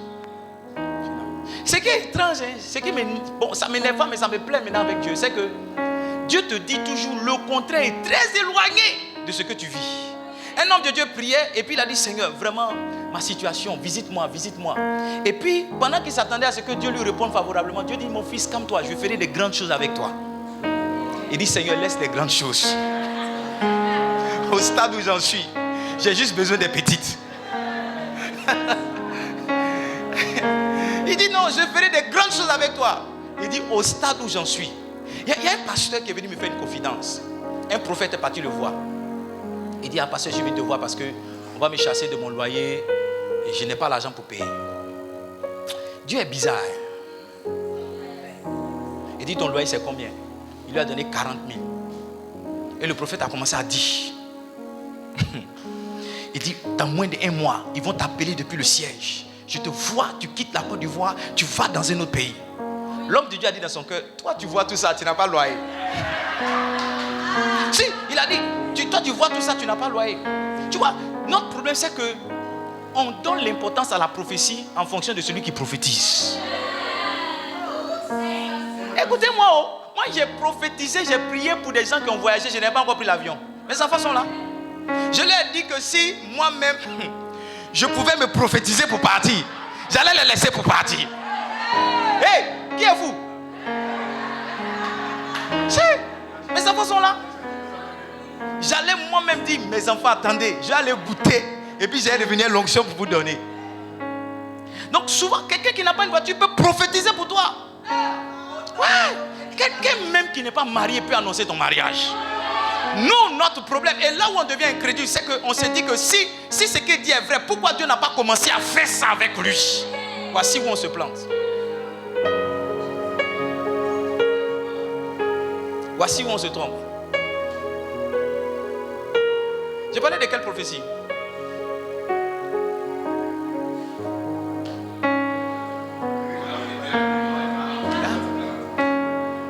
J'ai posé la question pour savoir si vous êtes là. Sinon, je sais ce que je dis. Et donc, le pasteur dit, mais toi-même, tu as des problèmes de 40 000. Toi, tu sais comment on voyage. Il faut voyager. Écoutez-moi, ça n'a pas fait 1 mois. On l'a appelé du siège. Comme l'homme de Dieu avait annoncé. Écoutez-moi bien. Souvent, derrière le besoin d'un homme de Dieu, c'est la décision de Dieu de vous bénir. Écoutez-moi. Écoutez-moi. Je dis toujours à mes enfants, souvent, derrière le besoin d'une église, c'est la décision de Dieu de vous bénir. Parce que, écoutez-moi bien, dans l'esprit, il y a des transactions. Il a fallu que quelque chose quitte la poche de l'homme de Dieu pour qu'une parole, une bénédiction que Dieu avait suspendue vienne sur sa vie. Il priait pour voyager, il priait pour changer de lieu, il priait pour déménager, aller ailleurs. Mais Dieu a pris le besoin d'un homme parce qu'il voulait que l'argent quitte sa poche pour venir, qu'une parole soit relâchée. Et celui qui n'avait pas le loyer a annoncé le voyage de quelqu'un. Le monsieur était au Nigeria, il m'a envoyé une photo. Il dit, voici ce que le prophète a annoncé, c'est une réalité. Il dit, c'est une réalité. Lui-même, il avait du mal à se voir dans un avion parti. Parce que celui qui lui donnait la prophétie n'était pas dans un avion. Par quoi est-ce que tu jauges, tu apprécies l'importance d'une prophétie? Par quoi est-ce que tu jauges? Par quoi est-ce que tu apprécies l'importance d'une prophétie? Voyez-vous, comme les hommes, les escrocs savent que vous aimez le tape à l'œil, c'est pourquoi beaucoup de personnes vont porter costume, ils vont louer des belles voitures pour venir vous donner prophétie. Parce qu'ils savent que si vous voyez ça, vous allez croire. Ouais. Si. Beaucoup de personnes qui abusent de vous, qui vous volent, ils se mettent dans l'apparence de ce que vous croyez. Ils se mettent dans l'apparence de ce que vous croyez. Écoutez-moi bien. Ce que vous entendez, ce n'est peut-être pas Luc 2, le chapitre 5, mais c'est une parole qui sortit de la bouche d'un homme de Dieu. Et Dieu dit en Ésaïe, le chapitre 44, je crois, le verset 26, il dit, je confirme. Je confirme. Je confirme. Ce qu'un homme de Dieu dit, Dieu le confirme. Parce qu'il dit que c'est poussé par l'esprit qu'un homme de Dieu. Aïe aïe aïe aïe aïe aïe aïe. Aïe aïe aïe aïe aïe aïe. Aïe aïe aïe aïe aïe. Quand tu vas retourner chez toi, va chercher ton cahier de prophétie. Écris tout. Vous savez, faites impact. J'ai un document comme ça dans lequel j'ai mis la vision et tout ça. Et il y a 4 ans de cela, je priais par rapport à ça et Dieu m'a donné un songe. Et le songe, écrivez vos songes. Le songe que Dieu m'a donné il y a 4 ans, c'est cette année qui se réalise. C'est exactement cette année qui se réalise. Il y a 4 ans, le pasteur Charles m'a dit une parole. Beaucoup de personnes. Vous savez, la dernière fois que je suis allé voir le pasteur Charles, Il dit, je vois les images, l'église a évolué, c'est devenu joli, c'est climatisé. Je ne sais pas comment j'allais lui répondre. J'ai dit, papa, c'est-à-dire que on a climatisé les... Mais en fait, plus tard, j'ai compris que ce qu'il disait était une prophétie. Toi, tu penses que toutes les prophéties, c'est ainsi par l'Éternel. Souvent, je causais mes enfants, et puis je dis, faites attention, je suis en train de prophétiser. Si. Souvent, je dis, faites attention, je suis en train de prophétiser. Tous les matins, on prie 4 temps, mais ce n'est pas tous les jours que je prophétise. Hein. Souvent, je vois ton nom, je commence à annoncer une parole. Ce n'est pas Ricolo, Sandala, je sens. Non, c'est pas ça. C'est pas, tu vois, comme vous êtes attachés à ça, c'est pourquoi ceux qui vous trafiquent là, ils font ça et ça prend à vous. Ça prend à vous. Dieu n'a pas dit de refouler les prophéties, il a dit de les examiner. On s'est dit ce soir, mes enfants, j'ai dit, on va recevoir les hommes de Dieu. Même si quelqu'un ment, que c'est un pasteur, laissez-le rentrer. J'ai dit, même s'il ment, et je lui ai expliqué le mensonge, je lui ai dit, c'est pas qu'il ment, c'est parce qu'il peut dire qu'il est un pasteur, et vous allez voir son apparence, vous n'allez pas croire. Parce que dans l'esprit de beaucoup de personnes, voici comment on doit ressembler à un pasteur. Vous savez, il y a beaucoup d'endroits, quand moi j'arrive et dis je suis pasteur, les gens ne me croient pas. On peut faire ça. Il y a des endroits que je dis je suis un pasteur. Moi j'ai décidé d'être jeune.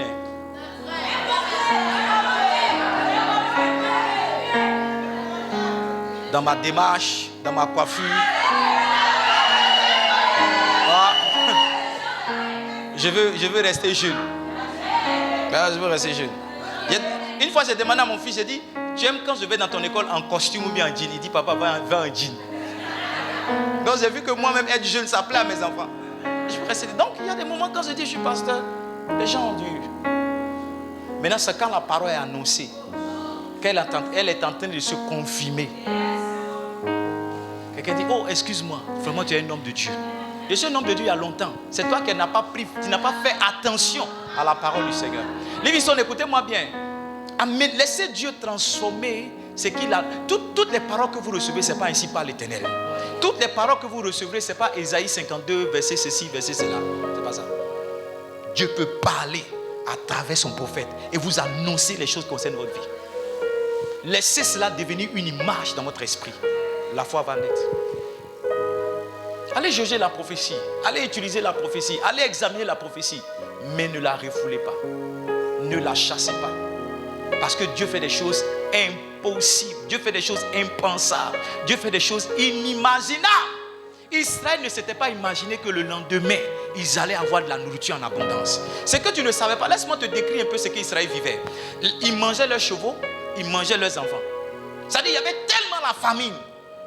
Il restait à peine 5 chevaux.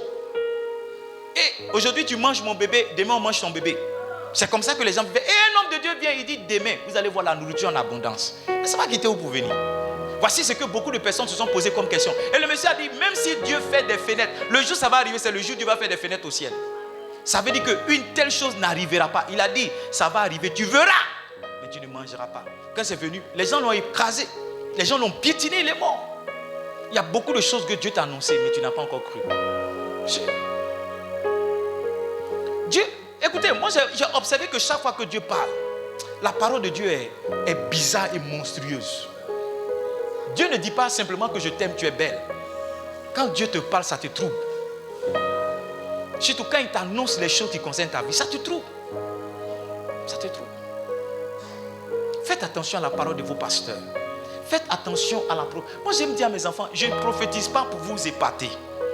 Je prophétise, j'annonce pas les paroles pour vous. Mais le jour où je vous parle, faites attention à ce que je dis. Faites attention à ce que je dis. Le jour où j'annonce une parole sur ta vie, fais attention.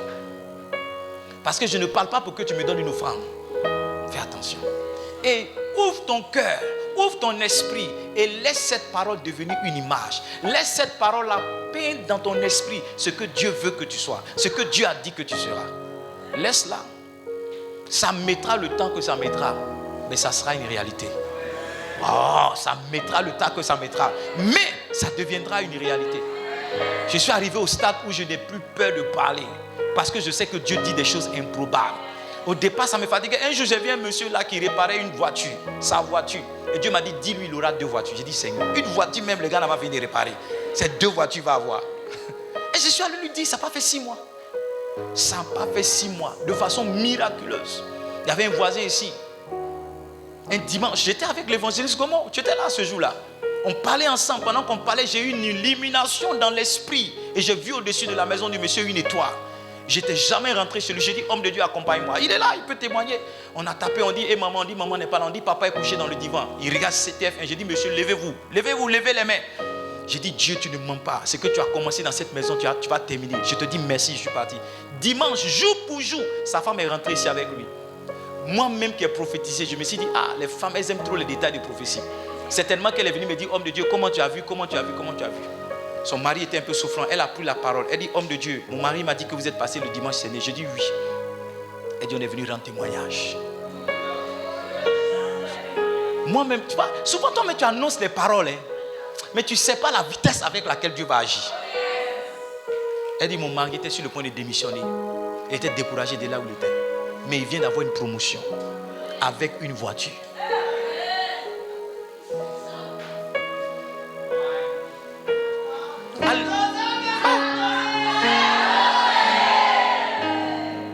Est-ce que tu peux laisser les prophéties?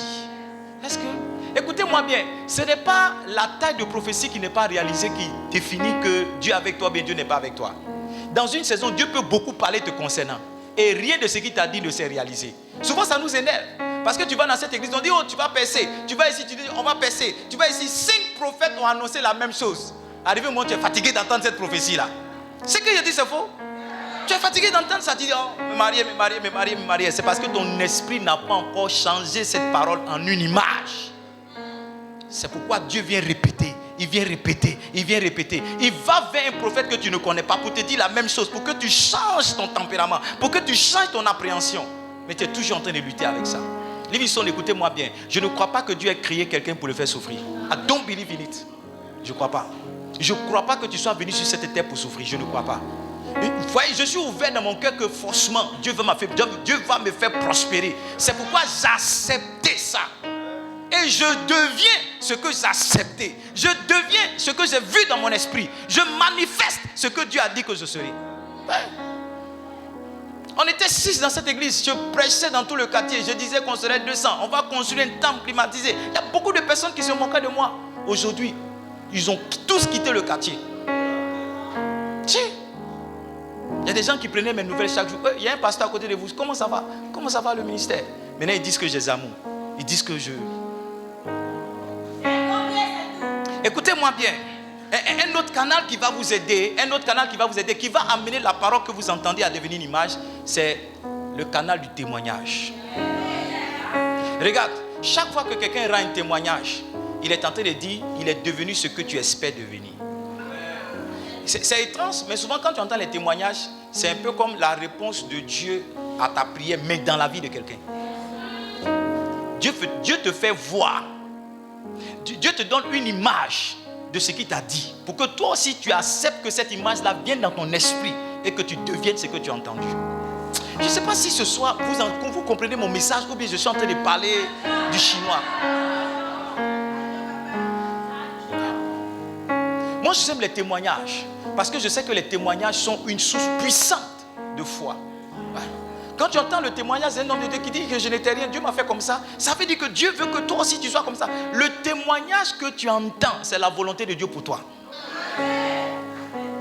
Le témoignage que tu entends, c'est la volonté de Dieu pour toi. Ce que Dieu veut que tu sois, il montre quelqu'un qu'il a été ou bien qu'il est devenu. Pour que toi, depuis, tu n'arrives pas à te faire cette image, tu te fasses une représentation réelle de ce que tu peux devenir.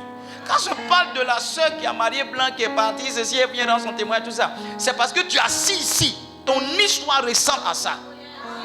Laissez-moi vous expliquer. Une fois, c'était au tout début de ce ministère. Je viens, je monte sur la chaise, on adore le Seigneur, et je me sens poussé par l'esprit. J'appelle, il y avait 2 rangées à l'époque. J'appelle une soeur à gauche, j'appelle une soeur à droite. Et quand ils sont devant moi, je leur pose la question, entre vous deux, qui doit voyager? Normalement, c'est une seule personne qui doit lever la main ou pas. Mais étrangement, les deux lèvent la main. Le Saint-Esprit dit, tu as mal posé la question. demande-leur, entre vous deux, qui est prête à voyager? Et je dis, entre vous deux, qui est prête à voyager? Et il y a une seule qui lève la main. Et avec beaucoup de sagesse, je baisse le micro et je lui dis, tu es prête à voyager, quel est le sens? Ça veut dire quoi? Elle dit, pasteur, j'ai mon billet d'avion dans mon sac. J'ai failli tomber. Oui, j'ai failli tomber. Parce que la question que je me suis posée, comment dans une assemblée, je peux appeler, en plein hasard comme ça, quelqu'un qui a un billet d'avion dans son sac? Comment moi je peux savoir que... Et puis c'était sa première fois de venir. Elle avait été invitée par ses filles et elle s'est assise dans une autre rangée que ses filles. Et quand ça s'est passé, j'ai dit, Saint-Esprit, il ne faut pas m'exposer. Il ne faut pas que les gens disent, non, il y a un homme de Dieu qui est comme ça. Moi, il ne voit rien.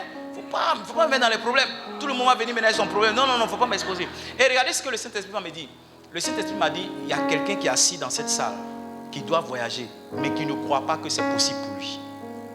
Donc, j'ai fait cette démonstration pour lui donner le témoignage que s'il croit, lui aussi peut voyager. Et quand je suis monté sur la chaise, j'ai dit, il y a quelqu'un qui est ici, tu dois voyager, mais tu ne crois pas. Tu dois voyager, mais tu ne crois pas. Tu dois voyager 3 fois, il n'est pas venu. Vous savez, ce n'est pas parce que quelqu'un n'est pas venu que ce que l'homme de Dieu a dit, c'est fou. Hein? Souvent, les gens disent, non, on va passer à taper poteau. Il n'a rien tapé poteau. Il y a un incrédule qui est assis là. Le Saint-Esprit est en train de le chauffer, mais il décide de ne pas se lever. Tiens. Le lendemain, il y a un monsieur qui m'appelle. Allô, papa? Allô, pasteur? Oui, excuse-moi. Mais hier, quand tu parlais là, vraiment, en fait, il y avait un peu honte. J'ai dit, comment ça? Il dit, non, j'ai vécu en Europe pendant 7 ans. Je suis marié à une blanche. Mais je suis venu en Afrique pour mes vacances. Et c'est étrange. Tous mes papiers sont bloqués. Ça fait 1 an et demi, je n'arrive pas à voyager.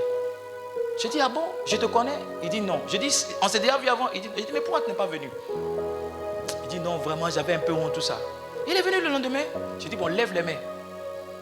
J'ai dit, Seigneur, moi, je les priais simples. Hein. J'ai dit, Seigneur, tu ne mens pas. Ce que tu dis, tu fais. Je ne connaissais pas cet homme, tu as annoncé cette parole. Réalise-le dans sa vie. J'ai dit, Amen. Il est resté les mains levées comme ça. J'ai dit, Amen. Il est resté les mains levées. J'ai dit, mon frère, c'est fini. Il dit, ah, c'est fini. Il a cru qu'il allait verser l'eau sur lui, il allait verser huile rouge, il allait verser l'eau chaude, il allait verser lait. Donc, il était là. Et je lui ai dit, demain, va au consul derrière ton dossier. Il n'est pas parti. Parce que son esprit n'a pas fait l'image de ce qu'il a entendu. Il dit, pasteur, tu n'as pas bien compris mon problème. Le consul là, lui qui donne les passeports là, j'ai attrapé ses cols. Je voulais le têter. J'ai porté plainte contre lui. Donc je ne vois pas comment il va me donner le visa pour partir. Il n'est pas parti. 1 mois, 2 mois. Et un jour il s'est levé, il est parti. Est-ce que mon histoire te plaît? Et un jour il est parti. Et quand il est rentré, le consul a vu le consul. Ah mais petit. Et le consul lui a dit, tu sais, même quand on a raison, on ne se comporte pas comme tu t'es comporté. Mais tu es comme mon petit frère. Je vais à Dakar, je reviens dans 1 semaine. Je vais te donner ton visa. Il m'a appelé, il dit, papa, papa, papa. 1 semaine après, le consul est venu lui a donné visa. 2 mois. Il dit, papa, papa. Je dis, il y a quoi? Il dit, j'ai eu mon visa. J'ai dit, mais c'est comment? Il dit, oui, j'ai fait une réservation. Il cherchait l'argent pour le billet d'avion. 1 semaine, il n'a pas eu billet d'avion. Et j'ai entendu Dieu me dire, pendant que le monsieur s'est découragé, j'ai entendu Dieu me dire, dis-lui d'apporter une offrande. J'ai dit, Seigneur, pas me faire ça. Non,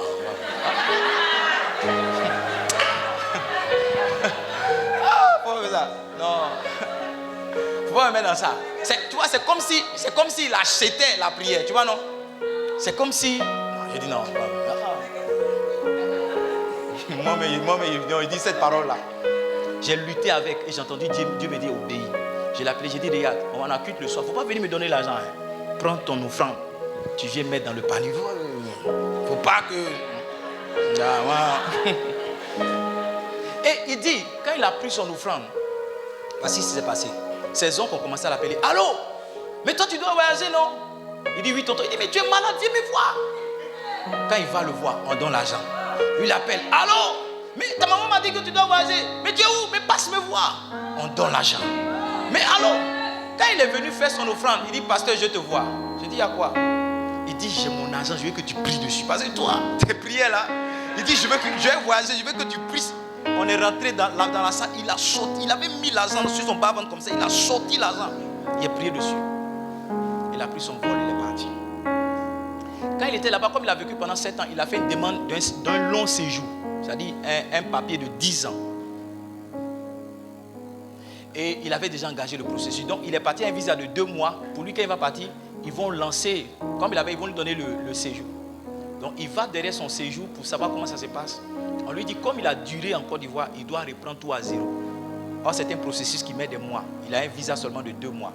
Après 2 mois, il sera déclaré comme en situation irrégulière. Et il m'appelle, tout découragé sur WhatsApp.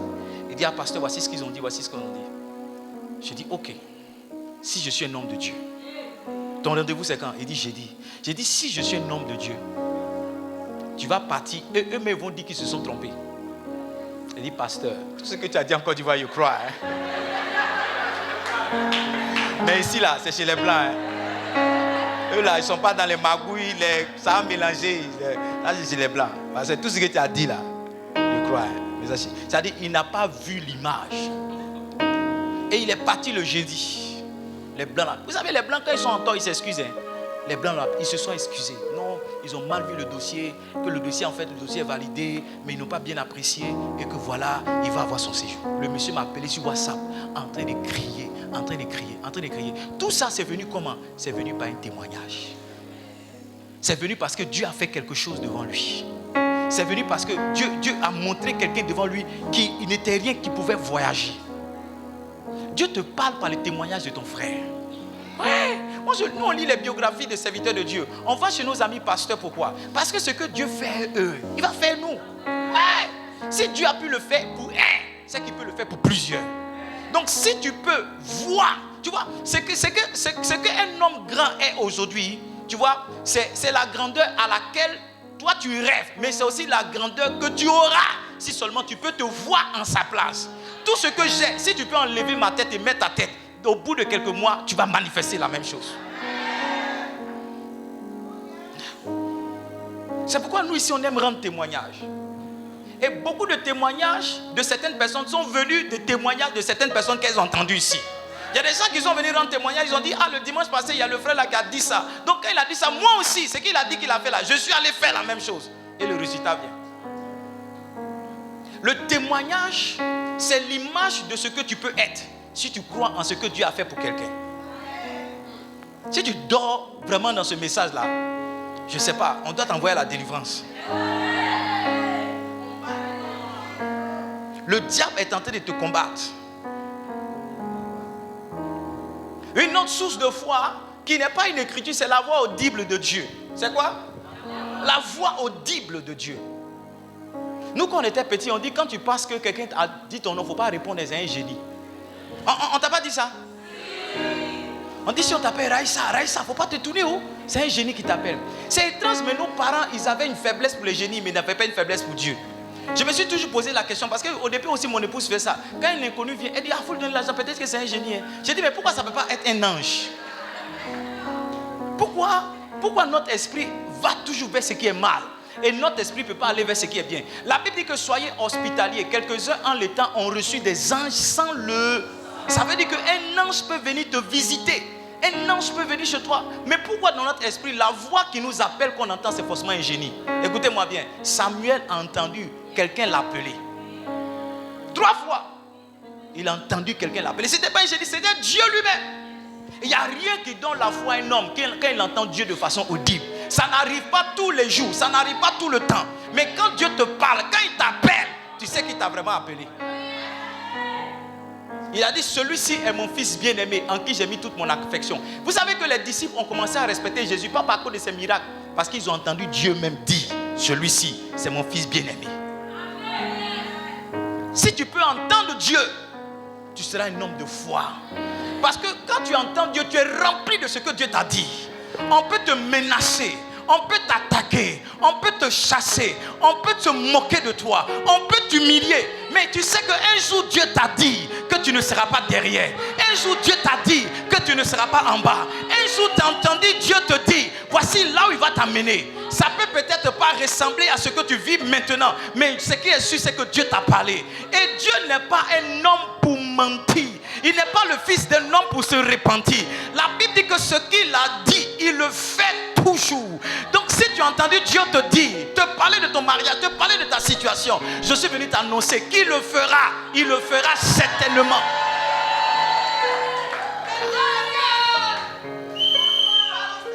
Si tu es un enfant de Dieu, un génie ne peut pas t'appeler. Il va t'appeler pourquoi? Vous connaissez où? Il y a des gens qui viennent à l'église qui croient en ces choses-là. Ne réponds pas, ne réponds pas. Je prie que Dieu te parle. Je prie que Dieu te parle. Je prie que Dieu te parle. Je vais avancer dans le message. Une autre source de foi, c'est ce que j'appelle les anges. Vous savez, un ange a parlé à Marie. Un ange a parlé à la mère de Samson. Des anges apparaissent souvent comme des inconnus. Des gens que vous n'avez jamais vus. Ouais. Des gens que vous n'avez jamais vus. Quelqu'un que tu n'as jamais vu, il vient, il te parle. Les anges, dans notre esprit, c'est forcément des gens qui ont 4 ailes ou bien 6 ailes. Ou bien 10 ailes. Donc quand je parle d'ange, c'est ce que tu as vu, c'est ce que ton esprit est en train de chercher. C'est pas ça, ton esprit est parti là-bas, non? C'est pas de ça que je parle. La Bible dit que la femme de Manoah a décrit l'ange qu'elle a vu comme un homme de Dieu. C'était un homme. Et les gens qui sont allés voir Abraham, les 3 anges qui sont allés voir Abraham, si c'était des gens qui avaient des ailes, ils n'auraient pas mangé le veau. Ils ont d'abat même. Ça veut dire que c'était des hommes. Amen. Écoutez-moi, écoutez-moi. Souvent Dieu vous envoie un inconnu pour vous parler dans une saison. Un homme de Dieu que j'aime, il dit, un fou s'est approché de lui. Et puis un fou lui a dit, toi je te connais. En fait, c'est ce jour-là, il a pris conscience de l'onction qu'il transportait. Parce que son père spirituel avait prié pour lui. Et le fou l'a décrit comme son père spirituel. Le fou m'a dit, mais toi tu es tel homme, tu es tel homme. Et il a dit à sa femme, mais si le fou là peut voir qui je suis, c'est que je suis vraiment un grand dans l'esprit. Je ne sais pas si c'est déjà arrivé, mais un inconnu vient t'annoncer quelque chose. Dans une saison. Il te parle. Et au bout d'un moment, il disparaît. Au bout d'un moment, tu ne le vois plus. Ou bien il entre dans ta vie et puis fait quelque chose rapidement. Disparaît. Dieu nous envoie des anges. Notre problème, c'est qu'on a du mal avec les relations. On a du mal avec l'hospitalité. On a du mal avec la réception. On a tendance à juger, on a tendance à apprécier. C'est pourquoi beaucoup d'entre nous, on est passé à côté des anges que Dieu nous envoie. À partir d'aujourd'hui, tu ne vas pas manquer ton ange. Je dis, à partir d'aujourd'hui, tu ne vas pas manquer ton ange. Donne-moi un bon amen. À partir d'aujourd'hui, tu ne vas pas manquer ton ange. La 4e source de foi, c'est l'observation. Je finis rapidement. C'est quoi? L'observation. Par moment, Dieu te parle. Ce n'est pas Ésaïe chapitre 2, chapitre 4. Il dit, va voir. Quand tu commences à voir, à partir de ce que tu vois, Dieu te parle. Dans mon Jérémie, le chapitre 18, lisons à partir du verset 1. Vous savez pourquoi moi j'aime voyager? Parce que j'ai observé que à partir de ce que je vois, Dieu me parle. Ouais. Et j'ai observé que ce que Dieu me permet de voir, c'est aussi ce qu'il me permet d'avoir. Et Jérémie chapitre 18, lisons à partir du verset 1. La parole qui fut adressée à Jérémie de la part de l'Éternel dans ces mots. Lève-toi et descends dans la maison du potier. Là, je te ferai entendre mes paroles. Je descendis dans la maison du potier et voici, il travaillait. Voyez-vous, il a commencé à voir. Next verse, please. Verset 4.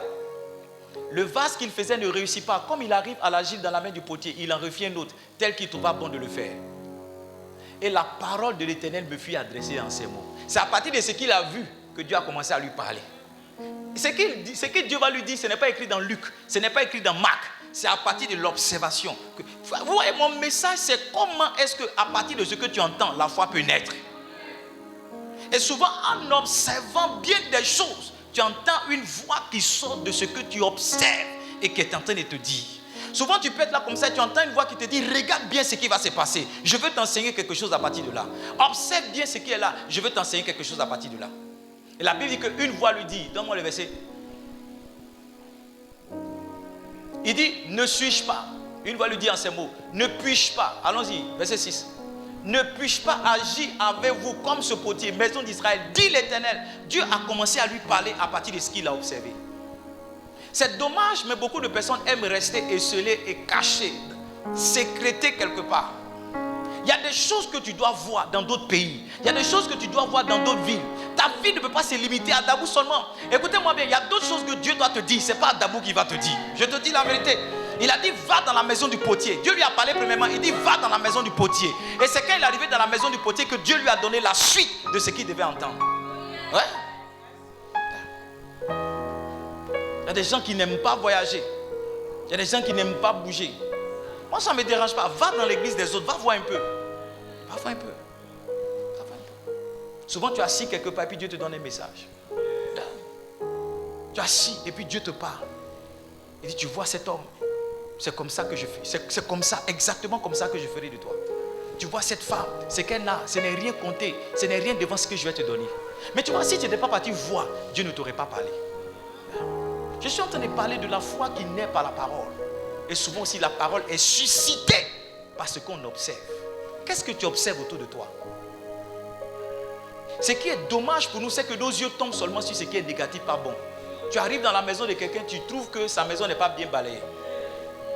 Tu arrives dans la maison de quelqu'un, tu trouves qu'il y a ceci, tu trouves qu'il y a cela. Alors que tes yeux devaient être focalisés sur ce qu'il y a de bon pour que Dieu puisse te parler. Où est-ce que tes yeux vont? Tu es venu ici par exemple ce soir, tout ce que tu es en train de regarder c'est...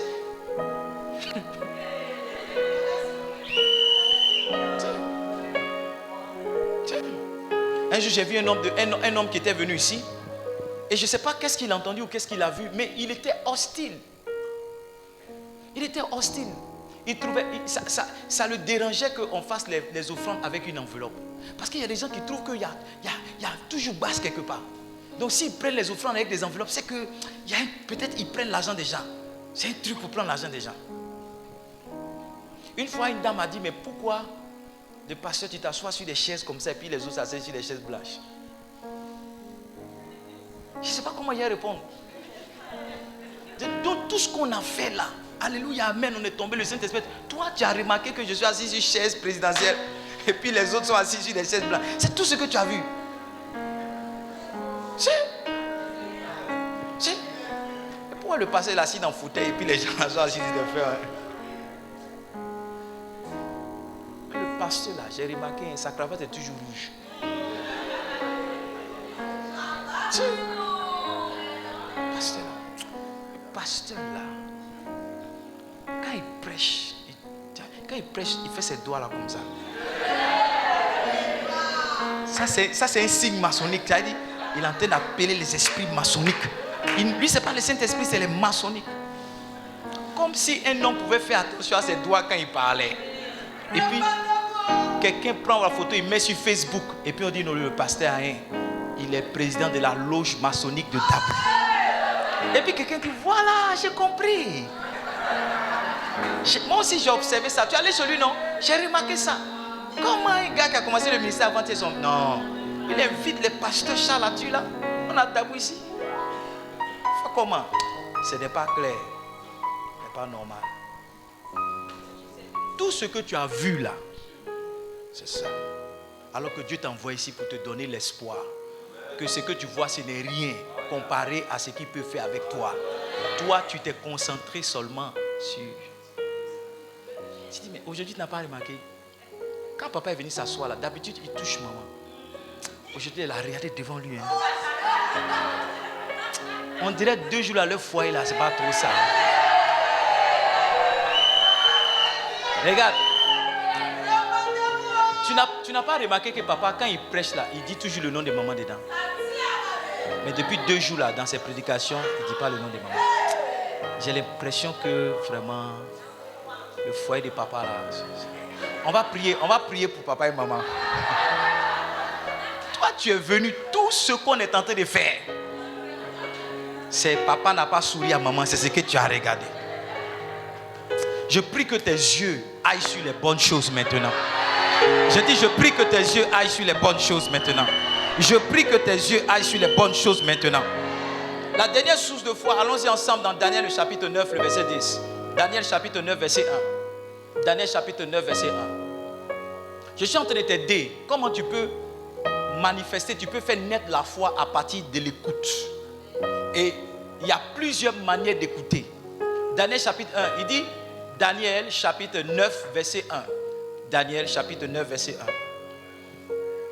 Daniel chapitre 9, verset 1. Est-ce que tu es béni? Est-ce que tu es content d'être là? Est-ce que tu apprends quelque chose ce soir? Est-ce que j'enseigne ici ce soir? Il dit, Dieu vit, Daniel 9, verset 1. Ça ne soit pas? Daniel 9, verset 1.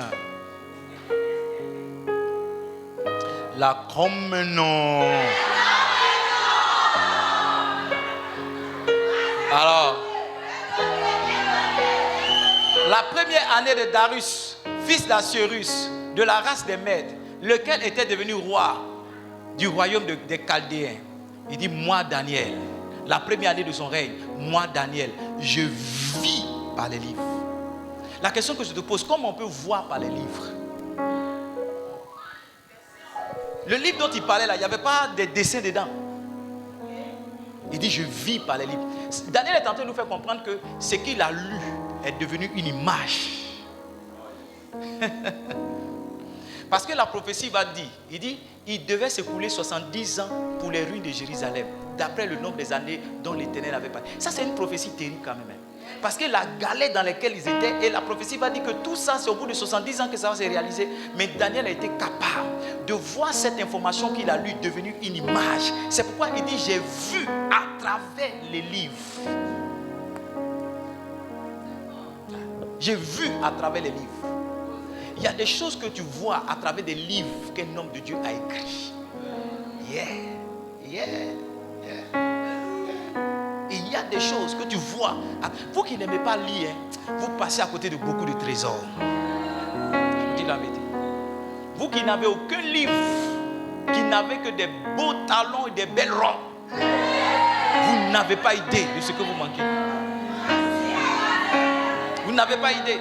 Les fils, écoutez-moi bien. J'étais dans 21 jours de jeûne. Je vous raconte le témoignage de ce temps. J'étais dans 21 jours de jeûne. Et je cherchais la face de Dieu pour l'église, pour la croissance de l'église. Et je disais, Seigneur, mais l'église n'avance pas. L'église n'avance pas. Et j'ai entendu le Saint-Esprit me dire, pas de prendre la Bible. Le Saint-Esprit m'a dit, va prendre le livre, Le triomphe de la foi agissante du pasteur Charles. Quand je prends le livre, à la première page, il est écrit, Ésaïe chapitre 54, verset 2. Étends l'espace de ta tente. J'ai dit, mais ça veut dire quoi? Et quand j'ai dit ça veut dire quoi, j'ai entendu la voix du pasteur Charles dire, c'est le vase que tu présentes à Dieu que Dieu remplit. Voici comment cette église a commencé à grandir. Écoutez, c'est pas je ne suis pas en train de dire de ne pas lire la Bible. Je suis en train de dire que Dieu peut vous parler à travers un livre. Et quand j'ai entendu ça, je suis venu, j'ai dit à mes enfants qu'on va commencer à faire les travaux de cette temple. À l'époque, les offrandes faisaient 19 000, 20 000. On a commencé à construire ce temple avec des offrandes de 19 000, 20 000. Daniel est ici. Chaque fois qu'on avait 19 000, on partait acheter une tôle à Boakega. Et il transportait la tôle avec son frère. C'est ce temple que tu vois là, c'est une tôle qu'on achetait tous les lundis. Ce n'est pas un jour on est venu déverser toutes les tôles. Ce n'est pas un jour on a envoyé 20 tôles ici. On a acheté une tôle. Quand j'appelle le charpentier, j'ai dit non, on a tôle. Il dit, pasteur, c'est tout. J'ai dit, viens voir. Parce que si elle lui dit que c'est une tôle, il ne va pas venir pointer. Et chaque dimanche, je voulais montrer à mes enfants qu'on a fait un effort. Quand il vient dire, oh, pasteur, c'est une tôle encore. J'ai dit, pardon, il faut pointer. Écoutez-moi bien, voici comment le temple est né. Voici comment c'est venu. À partir des livres du pasteur Charles, j'ai entendu Dieu me parler. Et j'ai vu l'image de ce que Dieu a dit. J'ai dit à mon frère, il faut me faire un plan du temple. Quand j'ai fait le plan, je suis allé le montrer au pasteur Charles. Je dis, voici le temple qu'on va construire. C'est exactement ce que nous trouvons aujourd'hui. Dieu m'a parlé à partir d'un livre. Et Dieu seul sait combien de fois il me parle à partir des livres. Dieu seul sait combien de fois il me parle à partir des livres. Ton pasteur écrit livre, mais tu n'as pas lu. Et tu dis que tu ne comprends pas ta vie. La réponse à ta question se trouve dans le livre de ton pasteur. Il n'y a pas un livre du pasteur Charles que je n'ai pas. À moins que ce soit le tout dernier qui est sorti récemment. Je ne sais même pas s'il est sorti. J'ai vu qu'il a fait la présentation. Mais la plupart du temps, je suis le premier à acheter ces livres. Donc, on n'est pas ici pour confirmer. Je suis le premier. Quand je vois un livre comme ça, je suis le premier à acheter. Je fais photo avec lui. Toi, tu dis ton papa a écrit 5 livres. Tout ce que tu as pu lire, c'est le dévouement parce que c'est petit. Donne-moi le petit livre de papa là. Tu aimes ce qui est petit et moins cher. Alors que le monsieur a écrit un livre qui s'appelle L'esprit de la persévérance. Tu vois, tu n'arrives pas à persévérer. Tout ce que tu fais, au bout de 2 mois, tu laisses. Il y a la clé pour toi. Mais tu regardes le livre, tu dis, papa, il est inspiré. Oh. Qui va lire tout ça là? Qui va lire tout ça là? Et écoutez-moi bien. Il y a une de mes filles qui a acheté mon livre, qui allait donner à son patron. Et son patron l'a appelé dans la nuit pour lui rendre témoignage. Il dit, vraiment, ce qui a écrit le livre, elle dit, c'est mon pasteur. Il a commencé à parler du livre. Elle-même, elle allait prendre le livre pour dire, mais lui, il a vu quoi dans le livre là? Et puis il parle comme ça. Je vous assure, elle a commencé à lire le livre parce que celui à qui elle a offert le livre lui a rendu témoignage. Parce qu'elle dit, oh papa, c'est notre papa. Bon, c'est notre papa. Il écrit. Elle se dit, non, bon, papa, il écrit. Chaque année, il écrit des livres. Il écrit. Mais tu n'as lu aucun. Souvent, regarde, souvent tu viens voir ton pasteur et puis il n'arrive pas à te donner révélation. Parce que la révélation qu'il devait te donner est déjà écrite dans un livre. Déjà écrite dans un livre. Je ne peux pas vous dire toutes les rencontres de Dieu, toutes les rencontres avec Dieu que j'ai faites dans les livres. Je ne peux pas vous dire. Récemment, je lisais un livre. Et vous savez, à partir d'un même livre écrit, Dieu peut donner une révélation à un homme de Dieu qui n'est pas forcément ta révélation. On a acheté le dernier Macarios de pasteur de Bishop Dag. Le premier livre que j'ai ouvert, c'est Les secrets de l'expansion. Et quand j'ai lu le premier chapitre, Dieu m'a parlé. Et je parlais avec le révérend Béni. Il dit, c'est quel livre tu lis? Je dis, il dit, va au chapitre 12, c'est la clé. Va au chapitre 12, c'est la clé. J'ai lu le chapitre 12. Effectivement, le chapitre 12 est puissant. Mais le chapitre 12, c'est sa clé à lui, pas ma clé à moi. Je ne sais pas si vous comprenez. Moi, ma clé, c'est le chapitre 1. Donc, dans un livre, ta clé peut être le chapitre 14. Ma clé peut être le chapitre 15. Ma révélation peut être au chapitre 1. Ta révélation peut être au chapitre 16. Ce que beaucoup de personnes ne savent pas, c'est qu'un livre n'est pas l'œuvre de la raison, bien de l'intellect d'un homme. Un livre, c'est la manifestation du Saint-Esprit. C'est pourquoi quand un pasteur écrit un livre, c'est la retranscription de ce que le Saint-Esprit peut faire, peut dire qu'il a écrit sur papier. C'est la voix du Saint-Esprit qu'il a écrit sur papier. Je suis en train de vous dire que Dieu continue de parler. Toutes les paroles de Dieu ne sont pas arrêtées seulement dans la Bible. Voici mon message ce soir. Ouvrez-vous à d'autres sources à partir desquelles Dieu peut vous parler. Et laissez la Bible être une confirmation de ce que vous avez entendu. Parce que tout ce que vous entendez ailleurs est toujours confirmé par la parole. Ce n'est pas exactement écrit noir sur blanc. Mais en examinant, vous allez voir que ce qu'on est en train de vous dire ressemble à quelque chose qu'on a déjà dit dans la parole. Ou bien ce qu'on est en train de vous dire est condamné par la parole. Par exemple, un homme a dit à une de mes filles que, parce qu'elle avait un mari de nuit, et elle est partie le voir, et il lui a dit, tu as un mari de nuit? Ça c'est un petit problème. Il dit, Bishop, il dit, tous les garçons sont jaloux. C'est mari de nuit, non? Elle dit oui. Il dit, tous les garçons, il n'y a pas un garçon qui n'est pas jaloux. Est-ce que les garçons, est-ce que c'est faux ce que je dis? Elle dit, comme c'est un mari de nuit que tous les garçons sont jaloux. Il dit, comme c'est un mari de nuit que tous les garçons sont jaloux. Voici ce qu'on va faire. C'est derrière toi, il vient, non? Viens. Quand je sorti avec toi, ça va lui faire mal. Parce qu'il sera jaloux. Et quand il sera jaloux, il va venir s'attaquer à moi. C'est à ce moment-là que je le détruis. C'est pas fini. Il dit, sinon toi tu es une vieille et tu ne m'intéresses pas. Il dit, non, sinon toi, j'ai fait ça pour t'aider, pour chasser ton mari de nuit. Sinon toi-même, c'est ta fille que je veux marier. Toi, tu ne me dis rien. Donc je ne fais pas ça parce que je veux sortir toi. Tu vois, c'est une parole qu'il a donnée. Sauf que si tu lis ta Bible bien, tu vas voir que la Bible condamne cela. Voici mon message. Dieu peut vous parler en dehors de la Bible, mais Dieu confirme toujours par la Bible. Et si vous laissez Dieu vous parler en dehors de la Bible et vous transformez ce qu'il vous dit en une image, vous pouvez faire naître la foi en vous et avancer. Souvent même c'est parce que tu ne lis pas la Bible que Dieu utilise quelque chose d'autre pour te parler. Parce que ta Bible là, c'est ouvert sur Psaume 91 verset 2. Depuis 2000, on est rentré en janvier, ta Bible s'est ouverte là. Tu n'as pas encore tourné. Donc, comment Dieu va te parler dans Romains? Comment Dieu va te parler dans Corinthiens? C'est pourquoi Dieu peut utiliser un homme de Dieu pour prophétiser pour toi. Il peut utiliser une situation. Parce que si c'est toi qui peux aller lire la Bible, tu ne vas pas lire. Livingstone, je crois qu'il y a quelque chose qu'on ne doit pas faire avant de mourir. Sinon, il y a quelque chose qu'on doit faire avant de mourir. C'est de lire au moins une fois la Bible. Tous les livres que tu as lus depuis CP, Mariam joue à la balle.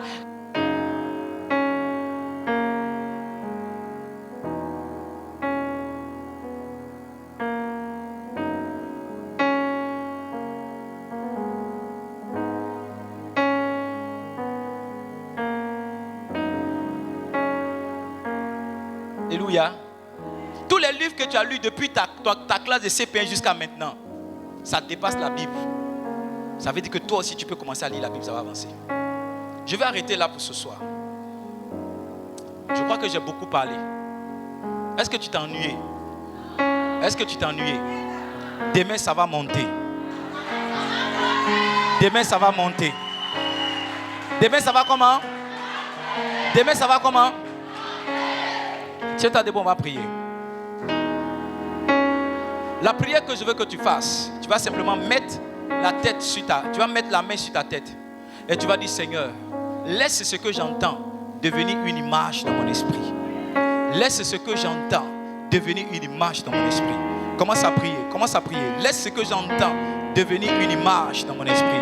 Laisse ce que j'entends devenir une image. Laisse ce que j'entends. Est-ce que tu peux prier? Laisse ce que j'entends devenir une image. Laisse ce que j'entends devenir une image. Laisse ce que j'entends devenir une image. Que tu peux prier. Oh, tu as trop résisté. Tu as trop résisté. Prie, prie, prie, prie, prie. Dis Seigneur, laisse ce que j'entends devenir une image. Laisse ce que j'entends devenir une image. Afin que la foi naisse dans mon cœur. Afin que la foi naisse dans mon esprit. Laisse ce que j'entends devenir une image. Laisse ce que j'entends devenir une image. Laisse ce que j'entends devenir une image. Laisse ce que j'entends devenir une image. Est-ce que tu pries? Est-ce que tu pries? Est-ce que tu pries? Est-ce que tu pries? Est-ce que tu pries? Prie, prie, prie, prie. Prie, ne t'étais pas. Laisse ce que j'entends devenir une image. Mandala mala, boussoula pala. Mandada da da da da da da da. Sandalaba, sandalaba. Mandula pala, sandada da da de sibala. Mandala laba, sundalaba. Ibrandala ma sunde de du sima mama mama mama. Randala gaba, sandalaba. Landa da du su brandala ma sunde de. Jalagaba, jalagaba, mandala gaba. Oh, merci Jésus. Regarde. Regarde. Dieu parle tantôt d'une manière, tantôt d'une autre. Tu as besoin d'être ouvert. Tu as besoin d'être sensible. Et tu as besoin d'être flexible. Tu as besoin d'être comment? Ouvert, sensible et flexible. Ouvert pour te dire que ce que Dieu dit peut arriver. Sensible pour capter ce que Dieu te dit. Flexible pour aller dans le sens de ce que Dieu te dit. Peut-être ce que Dieu te dit de faire, c'est le contraire de ce que tu as toujours rêvé. Peut-être ce que Dieu te dit de faire, c'est le contraire de ce que les autres font. Mais si Dieu t'a dit, c'est dans ce sens-là que tu dois partir. Tu vas prier, tu vas dire Seigneur, laisse mon esprit être ouvert. Laisse mon esprit être sensible. Laisse mon esprit être flexible. Lève la voix, commence à prier avec moi. Prie pour une ouverture de ton esprit. Prie pour que ton esprit s'ouvre sur ce que Dieu dit. Prie pour que ton esprit devienne sensible. Que tu entendes la voix de Dieu, même dans le tourment. Que tu entendes la voix de Dieu, même dans les difficultés. Que tu entendes la voix de Dieu, même dans la sécheresse. Que tu entendes la voix de Dieu et que tu marches dans le sens de ce que Dieu te dit. Lève la voix, prie. Lève la voix, prie. Prie au nom de Jésus. Prie, dis Seigneur, je veux être sensible. Je veux être sensible. Je veux être sensible. Je veux être sensible. Je veux être flexible. Je veux aller dans le sens de ce que tu annonces. Je ne veux pas résister. Je ne veux pas résister. Je ne veux pas résister. Je ne veux pas résister. Je veux aller dans le sens de ce que tu dis. Je veux aller dans le sens de ce que tu dis. J'ai longtemps été fermé. J'ai longtemps été fermé. J'ai longtemps été fermé. Mais ce soir je prie afin que mon esprit s'ouvre. Je prie afin que mon esprit s'ouvre. Est-ce que tu pries ce soir? Est-ce que tu es en train de prier? Est-ce que tu es en train de prier? Est-ce que tu pries? Prie avec vie. Prie avec autorité. Mandalama, zanda da da da da. Le brandalama, zanda da da da da da da. Zanda da da de si brandalama, zanda da da da da nu sumama, randa da da da da da da da da da de, jandalama, zandalama, manda da da da de si baba baba, randalama, zanda da da da da da da da, le brandalagapa, zandalagapa, zandalagapa, mandalaba la mala, zandalaba, zandalaba, yanda da da da da da da da da da da da, jandalama, jandalama. Est-ce que tu pries? Prie, prie, prie, prie, prie, prie. Ton esprit s'ouvre. Ton esprit s'ouvre. Ton esprit s'ouvre. Ton esprit s'ouvre. Ton esprit s'ouvre. Ton esprit s'ouvre. Ton esprit s'ouvre. Ton esprit s'ouvre. Ton deviens sensible. Je dis ton esprit s'ouvre. Jalakaba, jalakaba, zandalama. Si branda la gaba souda. Sama mama mama mama mama mama mama. Si bala bala bala. Au nom de Jésus. Alléluia. Alléluia. Vous savez, Dieu m'a dit que je serais un pasteur. Il me l'a dit des années en arrière. Mais mon esprit n'était pas ouvert dessus. J'ai cru que ma vie c'était d'être un banquier et un assureur. Quand j'ai commencé à ouvrir mon esprit, c'est ce que Dieu m'a dit, les choses sont devenues plus faciles. Dieu m'a donné le nom de ce ministère et c'était en anglais. J'avais honte de le dire. Au départ, vraiment, j'avais honte. J'avais honte. Je ne savais pas, mais quand je mets le nom en français, je sens que ce n'est pas ça. J'avais vraiment honte. Quand on dit l'église s'appelle comment, je dis non, on est à côté de l'hôtel. Je vous assure. Aujourd'hui, tous mes enfants ici, ils disent les mots en anglais. C'est terrible. C'est terrible. C'est terrible. C'est terrible.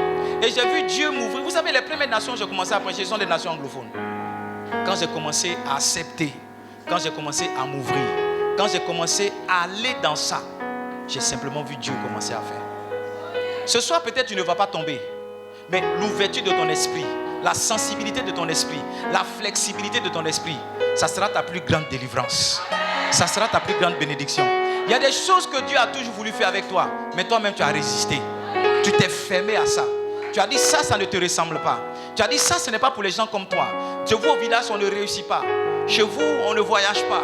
Chez vous, on ne se marie pas. Ça, ce n'est pas pour les gens comme toi. Tu as fermé ton esprit à ça. Tu as fermé ton cœur à ça. On a toujours dit que c'est comme ça qu'on doit réussir. Et Dieu t'a dit c'est non. Tu dis non, ça ne peut pas marcher. Papa, ça ne peut pas marcher. Donc ta meilleure délivrance ce soir, c'est la lumière qui est venue dans ton esprit. Je prie que cette lumière ne se teigne plus. Je prie que cette lumière ne se teigne plus. Je prie que cette lumière ne se teigne plus. Commence à dire merci à Dieu. Dis merci à Dieu. Dis merci à Dieu. Dis merci à Dieu. Ah maman, sanda lama, sanda da da da da.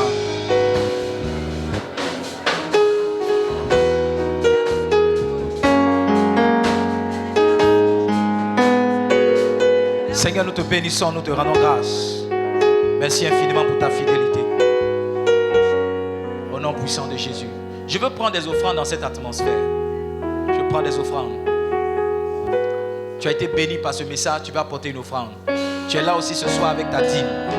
Ou bien tu sens que tu as pris un engagement, tu veux te libérer de ton engagement. Prends simplement une enveloppe. Prends simplement une enveloppe. Prends simplement une enveloppe rapidement. Tu ne peux pas ne pas s'aimer sur ce message. Je t'ai dit tout à l'heure, chaque opportunité que tu as de donner, c'est une raison de Dieu pour te bénir. Chaque opportunité que tu as de donner, c'est une raison de Dieu pour te bénir. Est-ce qu'on peut écrire ça, mettre ma photo dessus, mettre ça sur Facebook pour moi? Chaque opportunité que tu as de donner, c'est une quoi? C'est une raison de Dieu pour te bénir. Chaque opportunité que tu as de s'aimer, c'est une raison de Dieu de te faire moissonner. Chaque opportunité que tu as de s'aimer, c'est une raison de Dieu de te faire moissonner. Chaque opportunité que tu as de donner, c'est une raison de Dieu pour te bénir. Viens donner, viens donner. Viens donner. Viens maintenant. Viens donner maintenant. Viens donner, viens porter ton offrande. Jésus prend ta place. Jésus prend ta place. Jésus prend ta place. Jésus prend ta place. Jésus prend ta place. Jésus prend ta place. Que tous les autres noms disparaissent. Que tous les autres noms disparaissent. Que tous les autres noms disparaissent. Que tous les autres noms disparaissent. Jusqu'à ce qu'il n'y ait que toi. Que tous les autres noms disparaissent. Jésus prend ta place.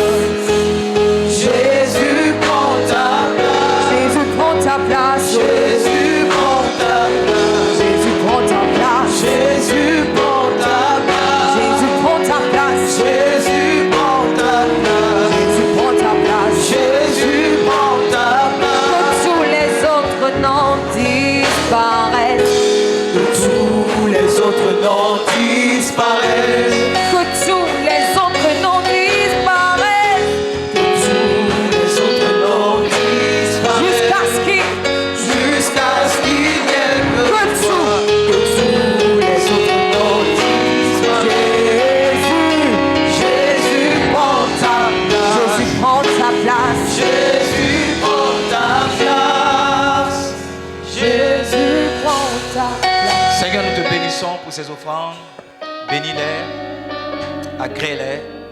Et nous croyons que c'est une raison pour toi de bénir quelqu'un. Bénis tous ceux qui t'honorent avec au nom puissant de Jésus. Amen. Alors il est très tard, je donne les annonces rapidement. Et puis demain le pasteur Charles sera dans la ville. On va faire les images de son arrivée et tout le reste. Vous allez voir tout ça. Mais il nous a donné un message. Je crois que tous ceux qui suivent sa page ont pu voir le message qu'il a posté. Amen. Je suis là ce soir pour introduire. Amen. Demain on va accentuer. Demain on va exagérer. Demain on va accélérer. Demain on va avancer. Demain on va pousser. Et vous savez, je suis allé au Nigeria, je cherchais une visitation. Le premier jour, rien ne s'est passé. Bon, quand je dis rien ne s'est passé, c'était bien. Mais la visitation que je cherchais est venue le 3e jour. Souvent, on sait commencer, mais on ne sait pas terminer. Je veux t'encourager à terminer. Ouais. Si tu n'es pas allé à ce rendez-vous demain, tu ne mourras pas. Viens demain. Tu vois, avant, tu sautais clôture pour garçon. Maintenant, tu ne veux pas sauter clôture pour Dieu. Je veux t'encourager. Si on dit de ne pas venir, saute la clôture. Viens. Dieu saura te consoler. Même si on va te frapper après, Dieu saura te consoler. Amen. Amen. Tu as sauté clôture pour rien, tu n'es pas mort. Ce n'est pas sauter clôture pour Dieu qui va te tuer. Je parle et puis je regarde beaucoup ici. Je ne sais pas s'ils sont suspects. Amen. Alors, à l'occasion de Fête Impact, nous avons... Est-ce que je peux avoir un exemplaire de la clé? Amen. Nous lançons à partir d'aujourd'hui notre clé, ça s'appelle la clé Exode. Exode 18, verset 20. Est-ce qu'on peut avoir le verset à l'écran? C'est Jéthro qui parle à Moïse. Et il lui a dit, tu enseigneras les ordonnances et les lois à ce peuple. Tu leur enseigneras le chemin à suivre. Et tu leur enseigneras ce qu'ils doivent faire. Amen. Ça, c'est 150 messages prêchés du haut de cette chaire. Et je vous assure, moi je suis un addict des messages qui sont prêchés ici. Parce que je ne connais pas tout. Et je suis béni par ce qui est dit. Il y a beaucoup de choses, quand j'entends, ça m'encourage moi-même. Ça me fortifie moi-même. Il y a 150 messages ici. Et ce soir, nous n'avons que 10 clés. Tu es pressé de savoir combien ça coûte. Ils ont mis ça à l'écran. Voilà, ils ont mis ça à l'écran. Donc pour ce montant-là, tu as 150 messages. Et la bonne nouvelle, il y a un bonus dessus, c'est que tu as 1 heure de parler en langue. 1 heure de prière, parler en langue. Je parle en langue pendant 1 heure. Et ça va t'aider à prier. Parce que souvent tu veux entendre ma voix pour prier, n'est-ce pas? Comme je ne suis pas là, tu dis pourquoi tu ne pries pas? Tu ne vas pas mettre la clé, tu vas mettre le son et prier pendant 1 heure. La bonne nouvelle, c'est qu'en entendant, tu vas collecter l'esprit, le don du parler en langue, le don de la foi. Tu vas collecter la grâce et ça te fait beaucoup de bien. Tu vas trouver les ordonnances de Dieu, tu vas trouver le chemin à suivre et tu sauras à chaque moment ce que tu dois faire. Je ne cache pas, je ne suis pas venu ce soir avec ma clé, la clé du pasteur Diati. Moi, j'ai la clé du pasteur Diati. Je l'ai acheté à 15 000. On me l'a offert à 15 000. Et il y a 200 messages dessus. Mon épouse est là. Souvent, on est dans la chambre et puis il dit quelque chose. Il est en train de prêcher et puis il dit quelque chose. Et puis on arrête de parler. Parce que c'est comme si ce qu'il dit, c'est de nous qui parle. Il a prêché il y a longtemps. Et par rapport à ce qu'on a entendu, on aligne notre vie. Je veux 10 personnes qui peuvent prendre cette clé-là. C'est juste 10 000. C'est juste 10 000. N'aie pas peur. C'est juste 10 000. C'est juste 10 000. Service d'ordre, est-ce qu'on peut m'aider? On a les clés? On a les clés? Il y a quelqu'un qui veut prendre mais qui n'a pas les 10 000. Tu veux envoyer ça demain? On va garder la clé pour toi. Ou bien on a qu'à te donner pour partir. Tu vas les tester d'abord. Maman, tu veux prendre une clé? Viens prendre. Si tu veux prendre la clé, tu as tes 10 000 maintenant, viens. Ok, il n'y a pas de problème, viens. Ne les regardez pas prendre toutes les clés pour vous laisser. Donne l'argent. Bishop, tu ne peux pas mettre l'argent dans ma main comme ça. Prenez les photos de ceux qui prennent les clés là, qui n'ont pas donné les 10 000. Amen. Mais c'est étrange, ce sont les étrangers qui prennent les clés. Et les enfants de l'église ne prennent pas les clés. Ils se disent, oh, on connaît le message. C'est une erreur. Hein? Si je te dis de me rappeler le message qu'on a prêché ce dimanche, tu ne peux même pas me donner le thème. Tu veux qu'on essaie? Tu veux qu'on essaie? On a qu'à essayer. Tu vas avoir honte. D'accord? Donc les clés sont là. Tu veux les clés, tu prends. Alors, c'est ceux qui en donnent l'argent. Il faut voir le protocole. Lui qui est là, il faut le voir. Hein? Tout près n'est pas loin. Si vous avez vos 10 000, il faut le voir. Il s'appelle Joël Gay. Il est venu de Dabakala spécialement pour ce programme. Est-ce qu'on peut acclamer le Seigneur pour mon fils? Il y a quelqu'un qui est venu de Bondoukou, ma fille. Elle est où, Cynthia? Elle est venue de Bondoukou, spécialement de Bondoukou. Ah, elle est dedans. Il y a des gens qui sont venus d'Abidjan. Abidjan, où sont ceux qui sont venus d'Abidjan? Waouh. Ah. Grâce, tu viens d'Abidjan. Waouh. Ceux qui sont à Dagoussi, est-ce que vous pouvez vous acclamer?